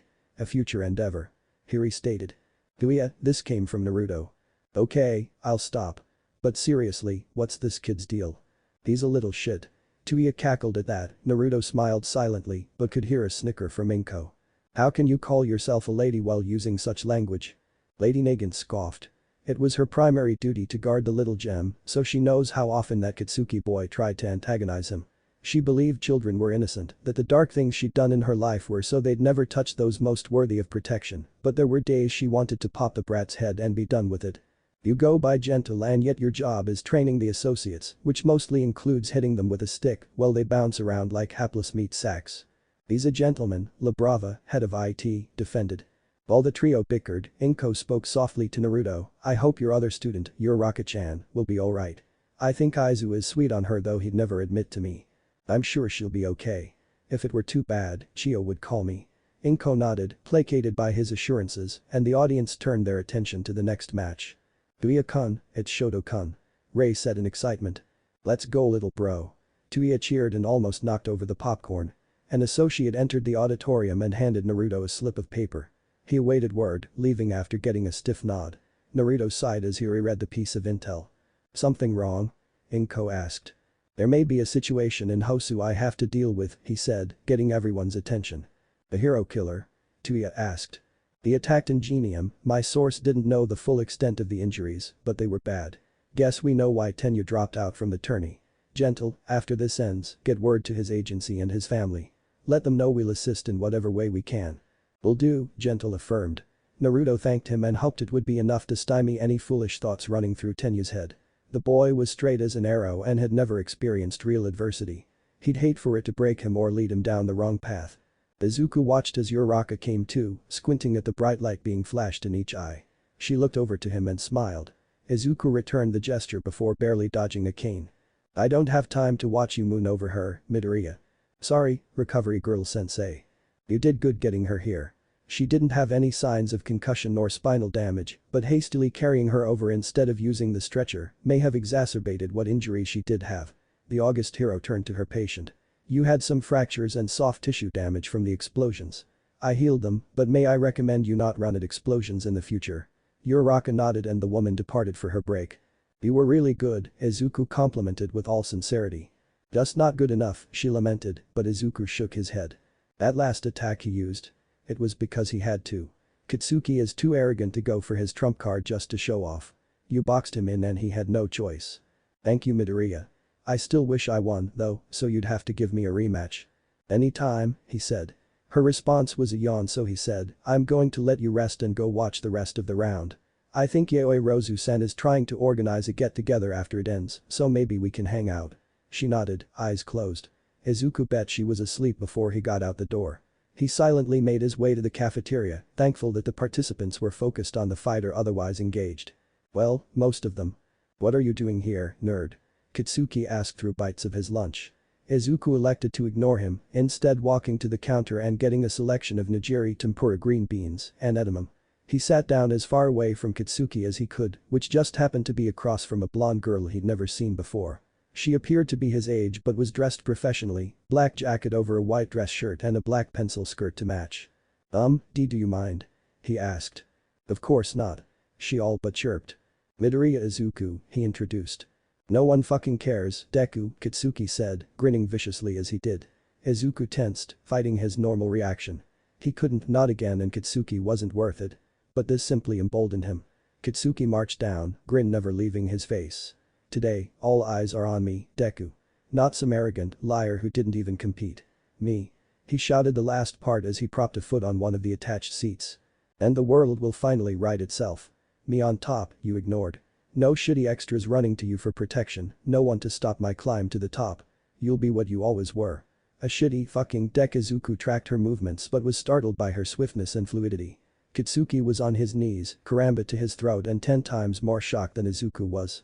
I'm sorry I didn't get to introduce myself, Izuku-kun. I'm Toga Himiko and I'm your new bodyguard. Chapter 7. Tenya Iida sat quietly, tensely on a train headed toward his brother. The news deeply upsetting the rigid boy. The day started off so differently, though not as jovial as he once imagined. The participants were excited, an air of healthy competitiveness filled the stadium. That didn't negate the single dark cloud, their fellow classmate, one unfairly maligned, was barred from taking part. The decision drew shouts of protest from Midoriya's cohort, but they were all for naught. Midoriya himself simply accepted the ruling, but all could see his natural brightness and enthusiasm had dimmed. Iida didn't think he knew anyone that loved heroism and heroes more than his green-haired friend. To have that passion tarnished with lies, it shook something within the speedster, but he resolved to make a showing, to win and denounce the falsehoods foisted upon his future comrade. All that went out the window when he received the call from his parents.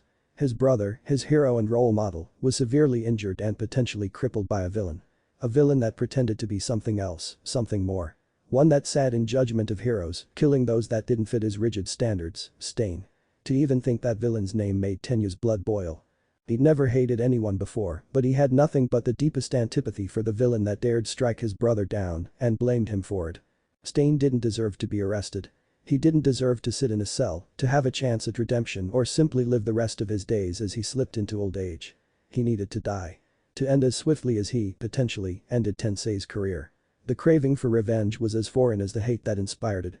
They made his chest tight. His body wanted to move, to act, or explode in fury, but it would be directionless.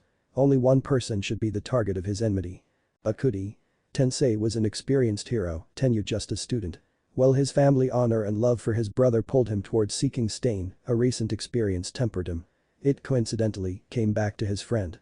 It had been a few weeks, but Tenya remembered how Izuku ambushed him during the heroics exercise. A kick to the chest while he was surveying the perimeter sent Tenya spinning. Midoriya didn't give him a chance to recover, as before he could make sense of anything Tenya was buried neck deep into the ground. The greenette looked apologetic, but Tenya dismissed it as unnecessary. Not his best moment, but it did serve as a warning. A talented student he may be, but a fellow student was able to dispatch him with minimal effort.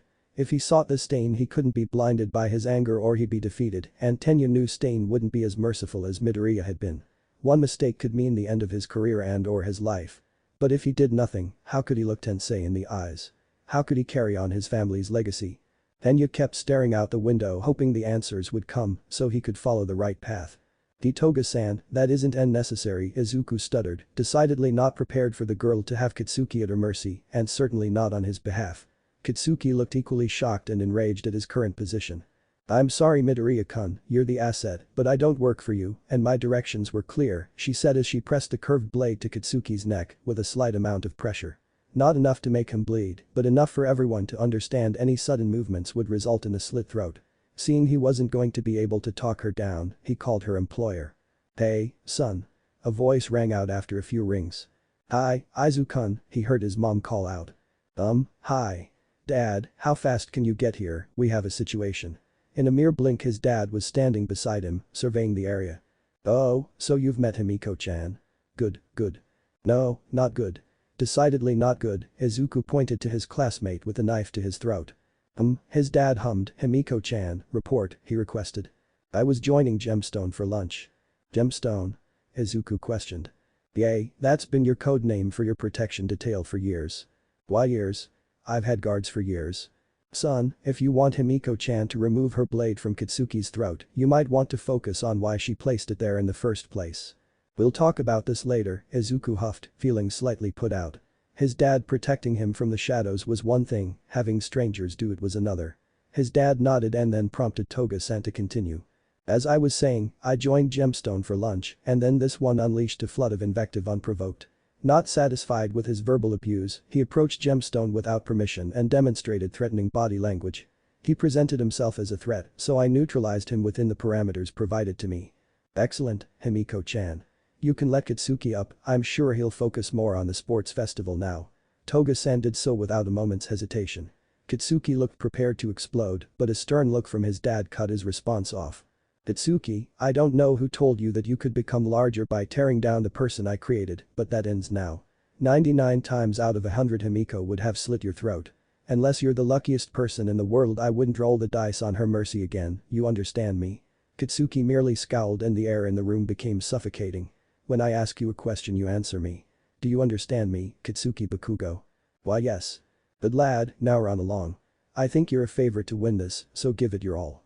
If he wins it's only because Gemstone couldn't compete, Toga-san said as she returned to her seat and picked up her chopsticks. Izuku braced for the explosion, emotional or literal, but it never came. Kitsuki had murder in his eyes but said nothing, leaving the cafeteria silently instead. Oh hey, his dad said with too much enthusiasm, sushi. Look at you. I eat other things besides katsudon, dad, Izuku defended while wondering why his dad had to be so embarrassing when virtually no one was around so he could prove it. I know you do, I just didn't know you do so willingly. Izuku muttered something, his honest nature at war with a desire to deprive his father a win. What was that, son? They didn't have any. Despite himself, he couldn't help matching his father's megawatt smile, both laughing at something that wasn't that funny. Kirishima ignored the numbing of his hands as his fists clanged with his metal-skinned counterpart. It was a less than ideal matchup, someone with a quirk so similar to his. One might even claim it superior. But that didn't matter to him. He wasn't doing this to show his quirk was superior. He wasn't doing it to even win the tournament. He had a stain on him. No one else could see it, but he could feel it. It felt like being used as a pommel horse. It felt like watching Mina get kicked several meters away and Shoji getting taken down in a blink. It felt like getting buried neck deep. It felt like helplessness. But there was no resentment. He didn't have harsh words for Midoriya. While he'd been the source of Kirishima's defeat, he wasn't the target of the boy's frustration. That was internalized. He hadn't been working hard enough. Getting into UA felt like an achievement, like the achievement. He'd let up, stopped pushing. He knew there were students that were ahead of him, he never felt like he couldn't compete with them at all. That had been a mistake. All Might had been kind in his assessment. Aizawa-sensei had not. But he needed that bite of reality. He needed to see where he'd erred. He needed to be reminded, as Aizawa-sensei put it, if Midoriya had been a traitor all of 1A would have been dead. The two students exchanged blows again, neither giving an inch. It was a stunning display of bullheadedness. The numbness was increasing. A symptom of what he lacked. Strength. Resolve. That could only be forged through hardship. That all you got? He asked Tetsu. An uncharacteristic quip, but he needed it to summon the motivation to dig deeper. There were levels beyond he even thought possible. He just needed to push himself. Never back down. He was a human shield, one that would never break. Never again. The two continued one, seemingly throwing out all considerations of strategy and technique to wail on each other, but that wasn't true. The terms of the battle simply had no use for cleverness. Tricks wouldn't answer the question. No, this was something else. And as Kirishima ate one to give two he saw something. It was just a glimmer, but it was there. Tetsu was starting to falter. Maybe it was fatigue. It could have been pain. Ultimately, it didn't matter. He'd shown the smallest of openings, a fraction of a sign he was ready to quit and it rejuvenated the redhead across from him. As if he were channeling All Might himself, the boy started hammering away at his opponent relentlessly, giving him no quarter. No breaks. He didn't know how long it took.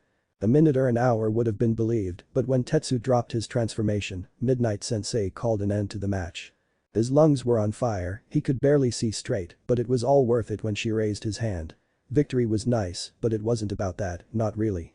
He'd proven something to himself. Few things in the world felt better than that.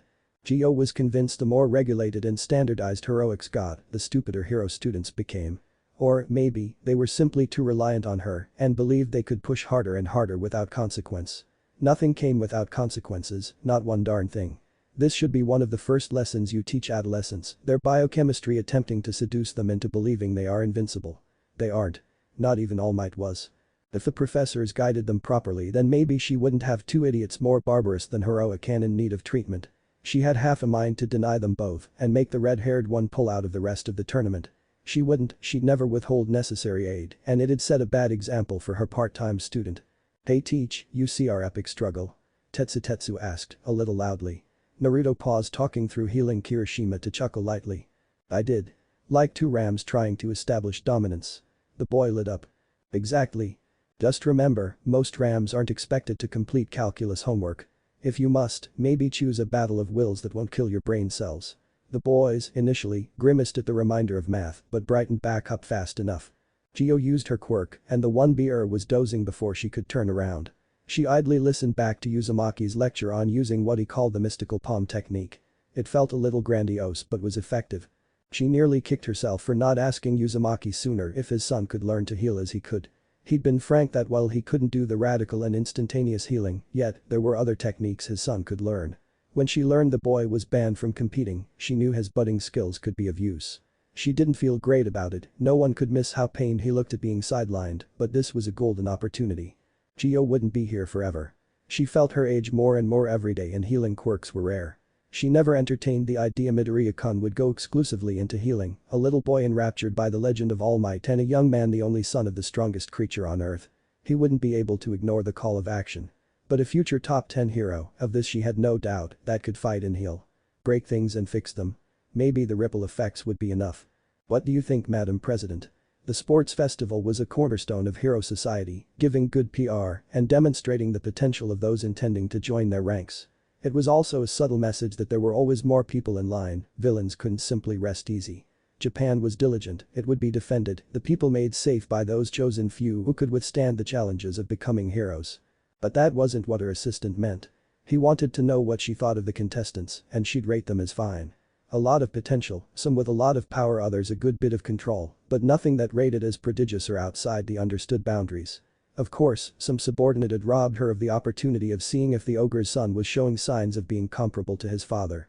The HPSC was not a clean organization. On some level, it wasn't even a moral one. Stating that Japanese society would be protected and exist with law and order meant that was true, even if much of the population were bigots and individuals with mutation quirks would resoundingly say they were, or just not very righteous. She didn't pass laws, didn't get to weigh in on the mores of the people she protected. She regulated heroes, kept them in line and made sure hero society would flourish. The HPSC did not get involved in the squabbles of children. And yet one had done so, somehow hearing about a training exercise between Midoriya and another. Said subordinate then dug into their history and decided to ban Midoriya, citing a pattern of bullying. It was a lie. Everyone who had even the smallest exposure to the facts would know it was a lie. Beyond that, it was a lie that could have cost her dearly. Like her head. The night the ogre was sitting in her home, and the dark, slitted red eyes piercing her very soul, she would have taken even money she wouldn't survive. And even with that threat, she didn't back down, nor reverse the ruling. No one existed above society. No one. Uzumaki behaved as if he did, but she wouldn't be a party to it. Those above her forced her to accept his deal, but she'd do no more. She'd stall until they had a solution, a way to tame or remove him. None of which she had at the time. None of which she had now. Instead of fully turning their Cold War hot, he extracted concessions from her. One Himiko Toga cleared to be a bodyguard and additional student, and the individual that overstepped was forced to resign. Those were easy. Too easy. You didn't come at the prince and not expect retaliation from the king. She knew Uzumaki would levy his real toll, and it was going to hurt. The grand shame in all of this was that Uzumaki was a natural hero. He was doing some innovative things with his agency, community building initiatives and the like. They could have worked together, could have been advancing the profession to new arenas, new heights. But he refused to bow. He tried to stand above, announced he wouldn't follow a law he deemed stupid, and, more importantly, no one could make him. It was the perfect cocktail to make her attempt to bring him into line. The end result was instead of a powerful ally and a potential successor to All Might, she got an enemy. One that would end her as soon as speak to her. The situation was precarious. But, it always was. Before Uzumaki, there was Lady Nagant. And before her tenure there were dozens of other things. The position was thankless. And necessary. People resented the choices she made, but they were required. She propped up order and would continue to do so, no matter what. In the back of the stands with the rest of the eliminated students sat a quiet heiress. Momo could only pay half attention to the match between Todoroki and Tokoyami. She was caught in a loop, near obsessing over her loss to the latter boy. Even the cheer of the crowds were dulled by her inward focus. She knew her initial plan was good, not perfect, but good. Yet, when it faltered she couldn't craft an alternative and was soon overwhelmed by someone she, humbly, could have beat. If not for the ingrained practice of controlling her emotions in front of people she'd likely break down. How could she be a hero if she choked during a tournament with minimal stakes? Who would trust her? How could she trust herself? More pressingly, would her parents pull her after this showing? Could she even blame them? The paradox of choice, she heard a familiar older voice cut through her shame spiral. Hello, Uzumaki-sensei, she greeted before her brain fully processed what he said. What's that? In simple terms, it's an argument that when presented with many options, it should lead to more happiness and fulfillment, as everyone has a better chance to get exactly what they want. In truth, it often becomes overwhelming. How do you know what's the right choice? What if you're wrong? What if you want to change later? What if? Too many choices just leads to anxiety and misery, or so the argument goes. Your problem, Momo-chan, wasn't that you couldn't come up with a second plan. You likely came up with multiple but couldn't land on the right one. It's understandable, your quirk is incredibly flexible, but your experience is minimal, which produces indecisiveness, she finished. What he said made sense. While not gone entirely, she felt some of her shame and doubt leave her. If partially, it was a problem of experience and not innate talent she could improve. Yup. I know I'm jumping ahead on this, but I want you to intern at my agency. I'm flattered, sensei, but why me? Several reasons, Momo-chan. Of everyone who will submit requests, I'm likely the best to help you with your quirk. Momo looked skeptical and he laughed. I know, take me up on my offer and I'll show you. Secondly, I believe you are talented in ways you may not realize and I'd like to help develop that. But most importantly, I can help you see you are limiting yourself by asking the wrong question. What question was that? Instead of asking how you could beat Fumikage, you were asking yourself how you could use your quirk to beat him. You kids are more than your quirks, and I think it's really important for those with powerful or expansive quirks to learn that lesson. Momo thought on his words and had to admit he was right. Every potential solution to her fight did involve her quirk. She almost laughed at the paradox that created, limiting yourself by relying on a creation quirk. Do I need to answer now, sensei? Of course not, see what other offers you get and talk it over with your parents. If you do choose to intern with me, it won't be easy, but it will be fun. He departed after that, leaving the down by not defeated, not any longer, girl to mull over his words. Ishido, what happened? Shoto asked. He couldn't remove her from the capture tape, but it didn't mean he couldn't get some information from her. Midori happened. He just showed up and took all three of us out. He then snatched the comm I got from Yamomo and transformed into me. Transformed? Shoto asked in confusion. Midoriya could do that? Yes. He looked and sounded exactly like me. He said he was headed toward their location and then poofed into smoke. You gotta hurry. He nodded and made his way there. Upon arrival he was greeted with a similar scene, half the class died up, the other two beat up for it to matter. Asahi was even stuck in a wall, Yaoyorozu was attempting to get her out. Ayaka gave him a few scant details, but the main point was Midoriya was close to winning, the last item needed in the hands of Uraraka, who had fled in the middle of his attack. Fortunately, Kayaka could hear enough to point him in the right direction. He sprinted, anticipation quickening his steps. He hadn't gotten to go against Midoriya yet. When he spotted him standing in an intersection of the foe city, Midoriya was collecting the last of his assigned items, while Uraraka-sen was propped against a building, hair matted and breathing heavily. He saw Midoriya look over to him, and Todoroki understood the silent request, fighting with Uraraka there was too dangerous. Shoto saw Midoriya tense before he could see Bakugo on the opposite side to him, a gauntlet being aimed at Midoriya. Itsuki, wait. Midoriya yelled, already turning toward the blonde. Shoto didn't hear Bakugo's retort. He did hear the explosion and its aftermath as it struggled against the earth wall Midoriya created. To Shoto's surprise, the wall budged but didn't give. More explosions were heard, Bakugo using them to rise above the wall. He landed with a thud, ready to continue his assault. Itsuki, stop. I know you didn't see her, but your blast could have hurt Uraraka. Calm down, it's just an exercise. Shoto would swear he thought he saw the briefest moment of concern for his classmate, but it was swiftly swallowed by something else. Like I give a damn. Extras should learn to stay out of my way. Midoriya closed his fists at his side and looked down. It was a small moment, but enough to come to a conclusion, Shoto reasoned. I forfeit, Midoriya said calmly. That was not what he expected. Nor had Bakugo. Like hell you do, bastard. We're doing this. No, I forfeit. I refuse to do this with you. You have no respect for your peers, no concern for their welfare, so I won't feed your ego. You wanted your win and now you have it. Bakugo released his quirk into the air and attempted menacing Midoriya, but it came off juvenile and weak. So, that's it. You're afraid to face me with no one to hide behind. No, I just won't be involved when you eventually get one of us killed. Like rushing a villain with a quirk you didn't understand instead of letting the pros handle it.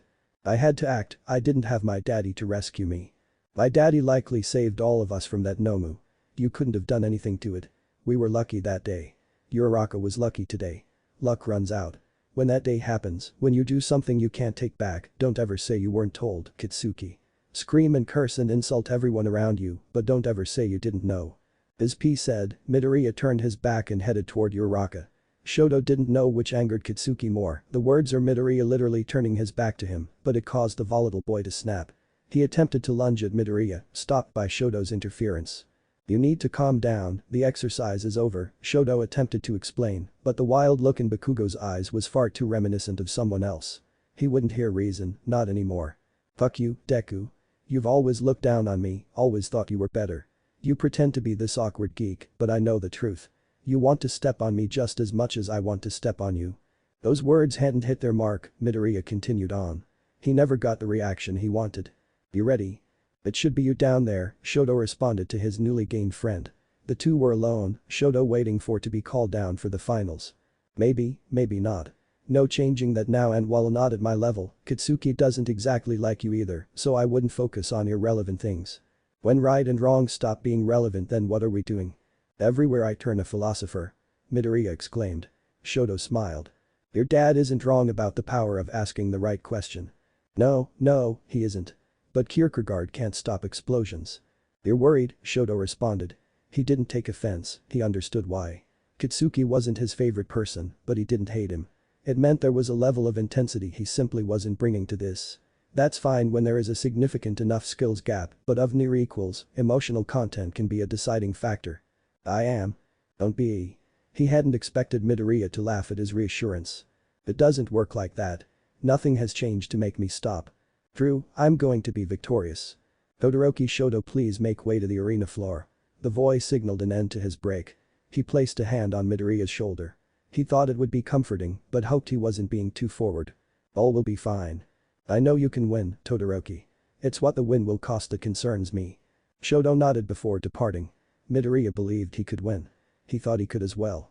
But who did winning actually serve? He'd demonstrated precisions, control, and power. He'd kept a cool head, strategized where need be. There wasn't much a fight with Bakugo was going to reveal.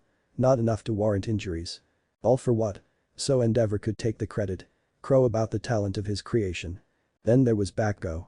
Not hating the kid didn't mean he hadn't noticed how much of a jerk he'd been for weeks now. How he'd taken to attempting to bait Midoriya as the latter had decided on a strict policy of non-engagement. A Shoto win might humble him, but he would resolve to train harder. Bakugo could handle a loss. He stood at the far end of the battleground. Midnight Sensei was explaining the rules, emphasizing she had a right to call the match at any time, and her ruling was beyond contestation. Shoto figured everyone was expecting a fearsome battle. Shoto could hear Endeavor yelling from the stands, making a spectacle of himself. Midnight Sensei called a start to the fight, and with zero hesitation, Shoto turned around and walked away. Bakugo could handle a loss. Would absolutely preen in a hard-fought win. But a hollow victory. Being seen as a technical winner and nothing else. That was Shoto's victory, and all he had to do was lose. He walked back to the tunnel, a shocked Midoriya standing there. Why? Right and wrong are never irrelevant, Midoriya. Bakugo gets a win he can't stomach. My father gets to shut up, and even UA gets a little dirt on their pristine image. Next year, I'll see you in the finals and I'll worry about winning then. Shoto watched Midoriya wipe a few unshed tears from his eyes. Fine, and I'll even heal you after I beat you. And pay for soba. And pay for all the katsudan you want. Soba, Midoriya. Soba. Noodles should be warm. We don't have to wait until next year, we can go right now. Chapter 8. You may have some potential. When Izuku heard those words from his seemingly disinterested sensei, Izuku was mildly embarrassed over the faint praise. Little did he know it would result in Aizawa taking an active interest in his training. Izuku didn't know what changed, what flipped the switch, but Aizawa-sensei had been going hard since they started training for the sports festival. How did he know Aizawa was a slave driver? His dad let the eraser hero take over their morning sessions. And slave driver he was. Every ability was expected to see improvement. Izuku could lift a coupe. Try a sedan next. Jump to a third-story window, try a fifth. Run Mach 2. Wouldn't Mach 3 be better? No stone, nor technique, was left unturned. If he wasn't increasing his strength with a modified hydraulic press, he was learning to train his ear for dialects with present mic. How to convincingly move like a woman from Midnight Sensei. And the less said about his medical training with Recovery Girl the better. It was hard, some of the hardest days of his life, but Izuku never complained. He realized if it were this hard, it meant he hadn't been pushing himself enough. He hadn't thought he was coasting, but there was more he could have done, should have done, and it showed it'd need to be more self-directed in the future. But for now, he just needed to keep calm, his breathing even and make sure not to. Ding. Ugh. He let out a groan at the sound of the chime and dropped to the ground. Well, you almost got the hostages out of the building, Midoriya, Aizawa-sensei said. Izuku had been around the man long enough to know the kick was coming. And if this were real and they reported it on the news, they might even mention it. Local hero almost rescues hostages, and families almost avoid mourning their loss. They were in Gym B, a makeshift skyrise, and he was tasked with silently extricating several dummies rigged with bells. One sound and he failed. They'd been at this for an hour and he hadn't managed it yet. Close. Yes, but clearly that wasn't good enough. Do we have time for one more, Aizawa-sensei? No, it's best if you get changed. We'll try again tomorrow. Izuku nodded and headed toward the locker room. Oh, and Nezu wants to see you before class, Aizawa-sensei informed him, but offered no more information. After a quick but thorough shower and a low-level jutsu to get dry, Izuku quickly changed and made his way to the principal's office via Shunshin. Oh, Midoriya-kun, right on time. Please it, he bid. Once seated, Nezu continued, now, I wanted to give you this, the principal stated as he slid a folder toward Izuku, since you didn't get to compete in the festival, I've spread some information to a selective list of heroes. Those are your internship offers. Oh, wow, thank you, principal, Izuku responded, offering a short bow in conjunction. No need, it was the least I could do given what transpired. I assume you were just going to intern with your father, and given your quirk it makes sense, but I really want you to consider some of those other heroes. They have a lot to offer. I will, sir, I promise. Good, now run along, the Chimera said, and Izuku departed and was swiftly greeted by an unenthused-looking Toga-san. You don't give me the slip, Gemstone. Sorry, I didn't mean. I respected your privacy in the locker room, but if I need to stand guard outside your shower I will. Izuku promptly went red, no, that won't be necessary. I don't want to request a tracker, but I will. The greenette paled, a tracker? Isn't that overboard? Of course, it's also a joke. If your dad didn't chip you when you were a baby, he won't do it now. Just don't make it so appealing and let me do my job. Izuku nodded and charged off to class, at a pace Toga-san could follow. He, quietly, entered his homeroom and moved to his seat. Midoriya, Aizawa-sensei called. Yes, sensei. You're late. You're late. Izuku looked at his teacher in apt confusion. Just because the principal wanted to see you during class time doesn't mean you get to be late, he stated and then smiled, which meant trouble. Not when you can be in two places at once. Next time, send a clone. But for now, you'll be punished for disrespecting the class. Izuku thought he might have preferred it when Aizawa didn't seem to care. Much of the class snickered when Aizawa explained the punishment. Izuku obeyed the unreasonable punishment from the sadist. It was embarrassing, the effect being amplified by the snickers of his classmates. But he endured it, silently thankful when the class ended. He landed without a sound just as Midnight Sensei walked into the room, confusion obvious for all. Why were you on the ceiling, Midoriya-kun? Bursting with youthful energy, are we?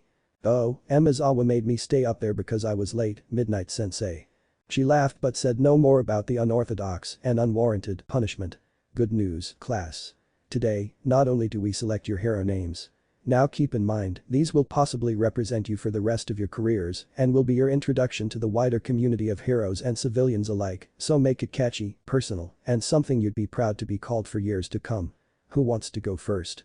Izuku sat, half paying attention to the names being pitched by his classmates, but was more focused on his. He smiled softly thinking back to his younger days when all his names revolved around All Might, his greatest ambition to be the man's sidekick and successor. Fortunately, he'd matured out of his blind hero worship, even if All Might was still his favorite hero and foundational model for the kind of hero he wanted to be. He also thought about his other role model, his father, and it even still felt weird to say that sometimes. More powerful than even All Might but not just solely a protector. His dad sought to forge bonds, strengthen communities so people could, in a sense, be their own heroes. His agency acted as a part-time community center on the lower levels, and his understanding of help might be painting a fence or delivering groceries. Izuku had progressed so much, had become so much more comfortable with his chakra and with himself since meeting his dad that a part of him toyed with adopting a name similar to and in homage. Nightwing, the bird of prey hero. It felt, dare he say, cool. It fit and he doubted it'd cause him too many problems, but Izuku could never fully commit to it and it took him a while to realize why. All Might was a role model, his father a recent mentor and guide, but Midoriya Izuku wasn't solely a hero. The person who helped him be the decent, kind, and open young man he was could only be credited to his mom. She struggled and showed him how to overcome anxiety. She taught him how to stand up for himself without becoming a bully. She was the one who made him feel like even in a room full of strangers, even when the world seemed too much that he wasn't alone. She was his anchor and as such he wanted the kind of name she'd never hesitate to approach. And he wanted the kind of name anyone would feel welcome to interact with. A name that would signify more than aggression, more than someone desiring victory over villains. He wanted to be a hero to all, even those who may have made some mistakes. Midoriya-kun, Midnight Sensei called. It's your turn. Izuku headed toward the front of the class with his placard, nervous but resolute. He took a few calming breaths and then revealed the name to his class. I want my code name to be the New Day Hero.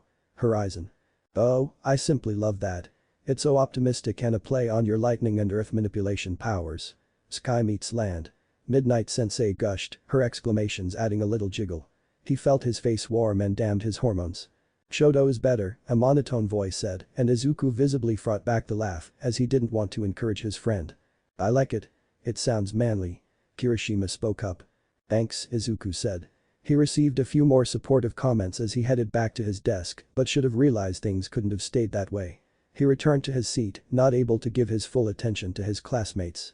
Of the remaining presentations, Sayu's Froppy was a big hit, but he also liked Uraraka's Uravity and Yarozu's Creati. The end of the period came and the class departed for lunch. Izuku hadn't realized he'd been so anxious until the fatigue, something similar to an adrenaline dump, set in. It wouldn't last long. He'd never really thought about it, but he almost never stayed tired for long. By the end of lunch he'd be fine. With his silent shadow by his side, Izuku made his way to the cafeteria, wondering what Delight's lunch rush would provide them. He arrived at the table, discussion already underway. My brother Touya has agreed to supervise my internship, Shoto said. He was as even-toned as ever, but Izuku could hear the excitement in his voice. He works with Uzumaki-sensei, yes. Then we'll probably see each other a fair bit as I'm doing my internship with him, Yaoi Rozu provided.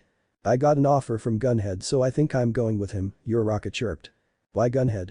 Izuku asked. To help me with my hand-to-hand combat. Izuku nodded, Gunhead was notorious for his own brand of martial arts, and with Uraraka's quirk, it made perfect sense. I'm going with Selkie, Sayu offered. What about you Midoriya-chan? Isaac wouldn't get to respond to said question as the world's angriest boy approached the table. How arrogant can you get, Deku? Katsuki yelled, hands death gripping his desk. New Day. Do you think you're really that far ahead of us? That you can just assume you'll be the next All Might, the next pillar? Izuku didn't respond, he was steadfast in his refusal to interact with his classmate, no more than he absolutely had to, and lunch was not a mandatory time. Unfortunately, Izuku had friends and they would defend him, even if he didn't require it. Bakugo, that's enough, Shoto warned, but he paid no heed. In fact, he took it as fuel to keep the fires of hate burning. He looks down on all of us, and you congratulate him for it like a bunch of goddamn extras, it makes me sick. Then go see Recovery Girl and leave the rest of us alone, that had come from Ichako. This is about a name, Bakugo, how insecure can you be? Yaoi Rozu added. Why are you two even speaking to me? I already beat you, round cheeks and a quip over here couldn't even get past one fight alone. Second tier trash has no right. You should leave, Izuku said. Words were spoken in a calm, even tone, but the green lightning that arced across his body told the story of his true emotional state. He could ignore Bakugo for the rest of his days, used to his baseless and profane taunts, but he wouldn't allow his friends to become targets, to be run down, just because Bakugo couldn't get a rise out of him. Oh, he speaks. I thought you let girls do that for you, Bakugo then glares at Himiko, fight for you, too, pansy. Izuku really wanted to hit him. He really wanted to, and the feeling was foreign because Izuku didn't dislike many people, he didn't like disliking people. He was Izuku Midoriya, everyone's friend if you gave him a chance. Bakugo just never let up, it was always something, and the bullying went unpunished for too long. Izuku wanted to hit him. More than he's ever wanted to before. It wasn't the consequences he'd endure that stopped him, but those that may befall his friends. Katsuki wouldn't care about collateral damage. Izuku couldn't jeopardize his friends, possibly get them hurt before their internships. They'd worked too hard for that. A different tact was needed. Katsuki couldn't be placated. Could hardly be reasoned with. So, what could be done? Maybe it was time for some radical honesty. I'm sorry Katsuki. Since you got your quirk you've wanted to be the future #1 hero, and near everyone around you let you believe it was a possibility. You took their support as confirmation of this grand destiny. I'm better than you. Stronger, faster, smarter. More resilient, a better fighter and a better quirk. I may never be the number one hero, I'm not sure how you could spend a week here and not have doubts, but the truth is, even if I don't become the number one I know you'll never be. And you know it, too. He saw the lunge. He could have avoided it, countered it, but he remained still. Bakugo grabbed at his collars, eyes bloodshot with rage. Say that again.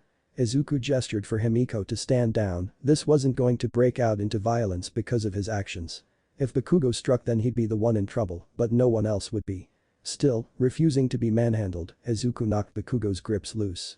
You'll never be the number one hero, and if that is your sole reason for being here, then there's time to find a new dream. You think because you're old M. Before I ever had an inkling who my father was I knew I was better than you. You did, too. Izuku felt Bakugo's body tense, and for a very long second he waited for an attack to come. Instead, Bakugo released him. I was right, you were looking down on me. No. When I realized you weren't my friend anymore I stopped thinking about you entirely. Kitsuki, for just the briefest of moments, looked hurt, but the rage returned so fast Izuku could be forgiven for assuming he imagined it. I'm so far beneath you I'm below your notice. Is that what you're saying? Why is everything a competition with you? No, I don't look down on you. I stopped caring because my first friend became. Became what? Kitsuki yelled. An asshole. Day in and day out never a kind nor supportive word for anyone. Everyone was just a stepping stone to your legend. Well, guess what, Kitsuki? Other people have dreams too, and they matter. Was I supposed to just give up because you felt destined? You were supposed to admit it.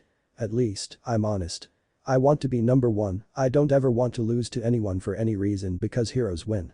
They beat villains, that's the job. But you walked around like some benevolent shepherd. Oh, Izuku, he's the good one. He's the kind one, but you never hesitated to put me in the dirt.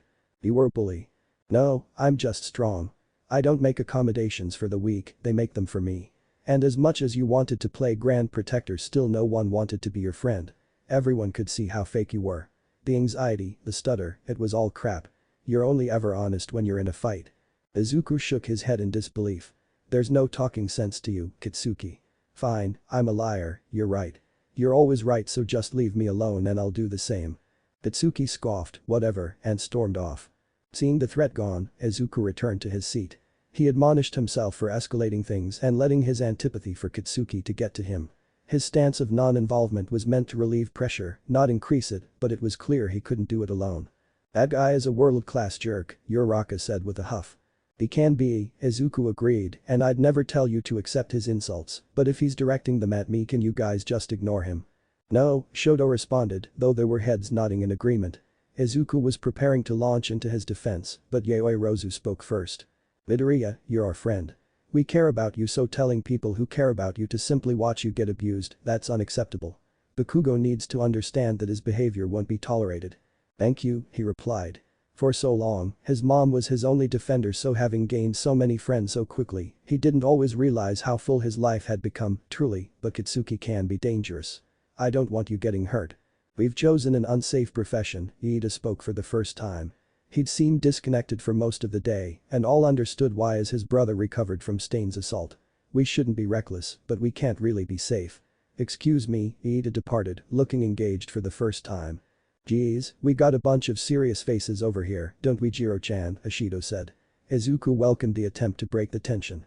We do. Is there any way to help our sullen classmates? Oh, yes. The one true cure for all that ails you Class 1A, need some after-school retail therapy. Ashido exclaimed with much enthusiasm. Izuku looked around the table and it seemed that Yaoi Rozu was interested, but Uraraka seemed ambivalent. He smiled when her eyes met his. It'd be nice to do something as friends. We just go to class and train. You're right, let's do it. Uraraka exclaimed. More of 1A came to their table and a plan was made to go to the mall when school was done for the day. Izuku excused himself and departed lunch early. He felt Toga-san behind him but was lost in thought.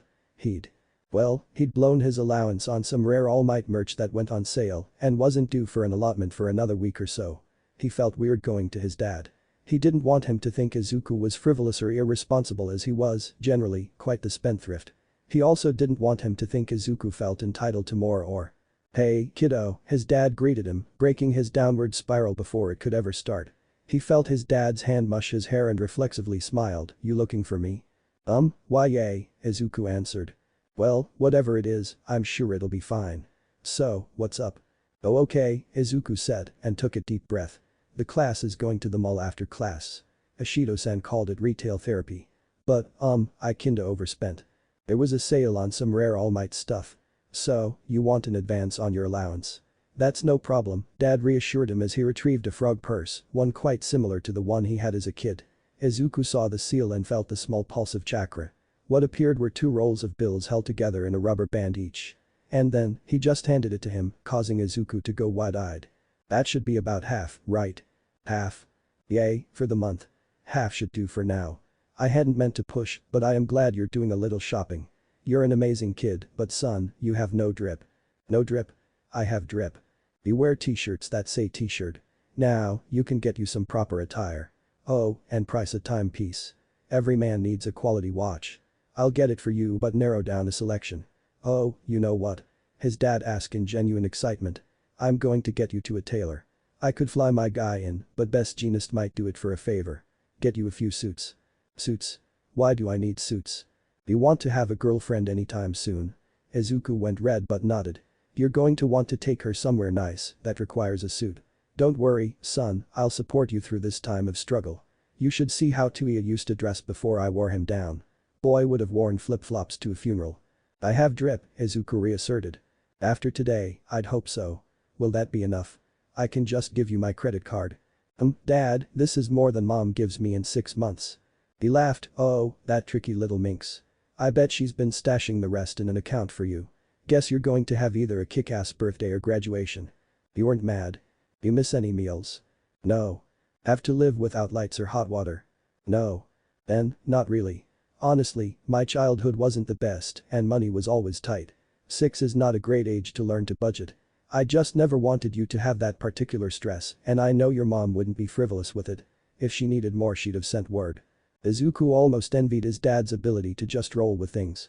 He wished his mind allowed him to do that, to just flow. But he couldn't linger, he had to get to hero training, so he put the money away, thanked his dad and headed out. 2 days later. The thing about admitting you were nervous is it did nothing to alleviate being nervous, and boy, Izuku Midoriya was bordering on nervous wreck. He shouldn't be. No matter what, this didn't have to change things, even if it could change everything. No, that was the wrong way to look at it. This was just another step, a different way to get to know. He was so nervous. He could barely hang on to his phone. In fact, he was so twitchy that his thumb accidentally hit the absolute wrong button, and before he was ready, he was never going to be ready, it was ringing. And for the longest 2 seconds in his life, yes, even longer than the Nomu attack, Izuku had every thought. All of them. All the thoughts. Hello, the voice said from the other end. Hi. Hi, you're Raka, he forced out and felt himself cringe internally. Hi, Midoriya. What's up? You at your internship yet? Oh, just outside, I wanted to do this before I walked in. Cool. I'm already at Gunhead's HQ, but we haven't started so I have a minute. Great, he said and then went silent. And remained silent. Midoriya. Yes. What did you call about? I really had fun at the mall the other day. I did too. And I was wondering if you'd like to do it again sometime, just Edifice. There, he'd said it. No take-backs. Does that even fit here? He didn't know. Sure, I wouldn't wait, what was that last part? He really didn't want to repeat it. It took most of his resolve to say it the first time. Maybe he could laugh it off as a joke or just mumble something and hang up. He looked at the building he'd yet to enter. A real step toward his hero career. How could he protect the innocent if he couldn't even do this?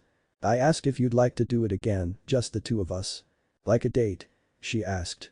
Yes, Izuku responded. And then Uraraka went silent. It felt like forever, it was barely a second. Yes. Yes.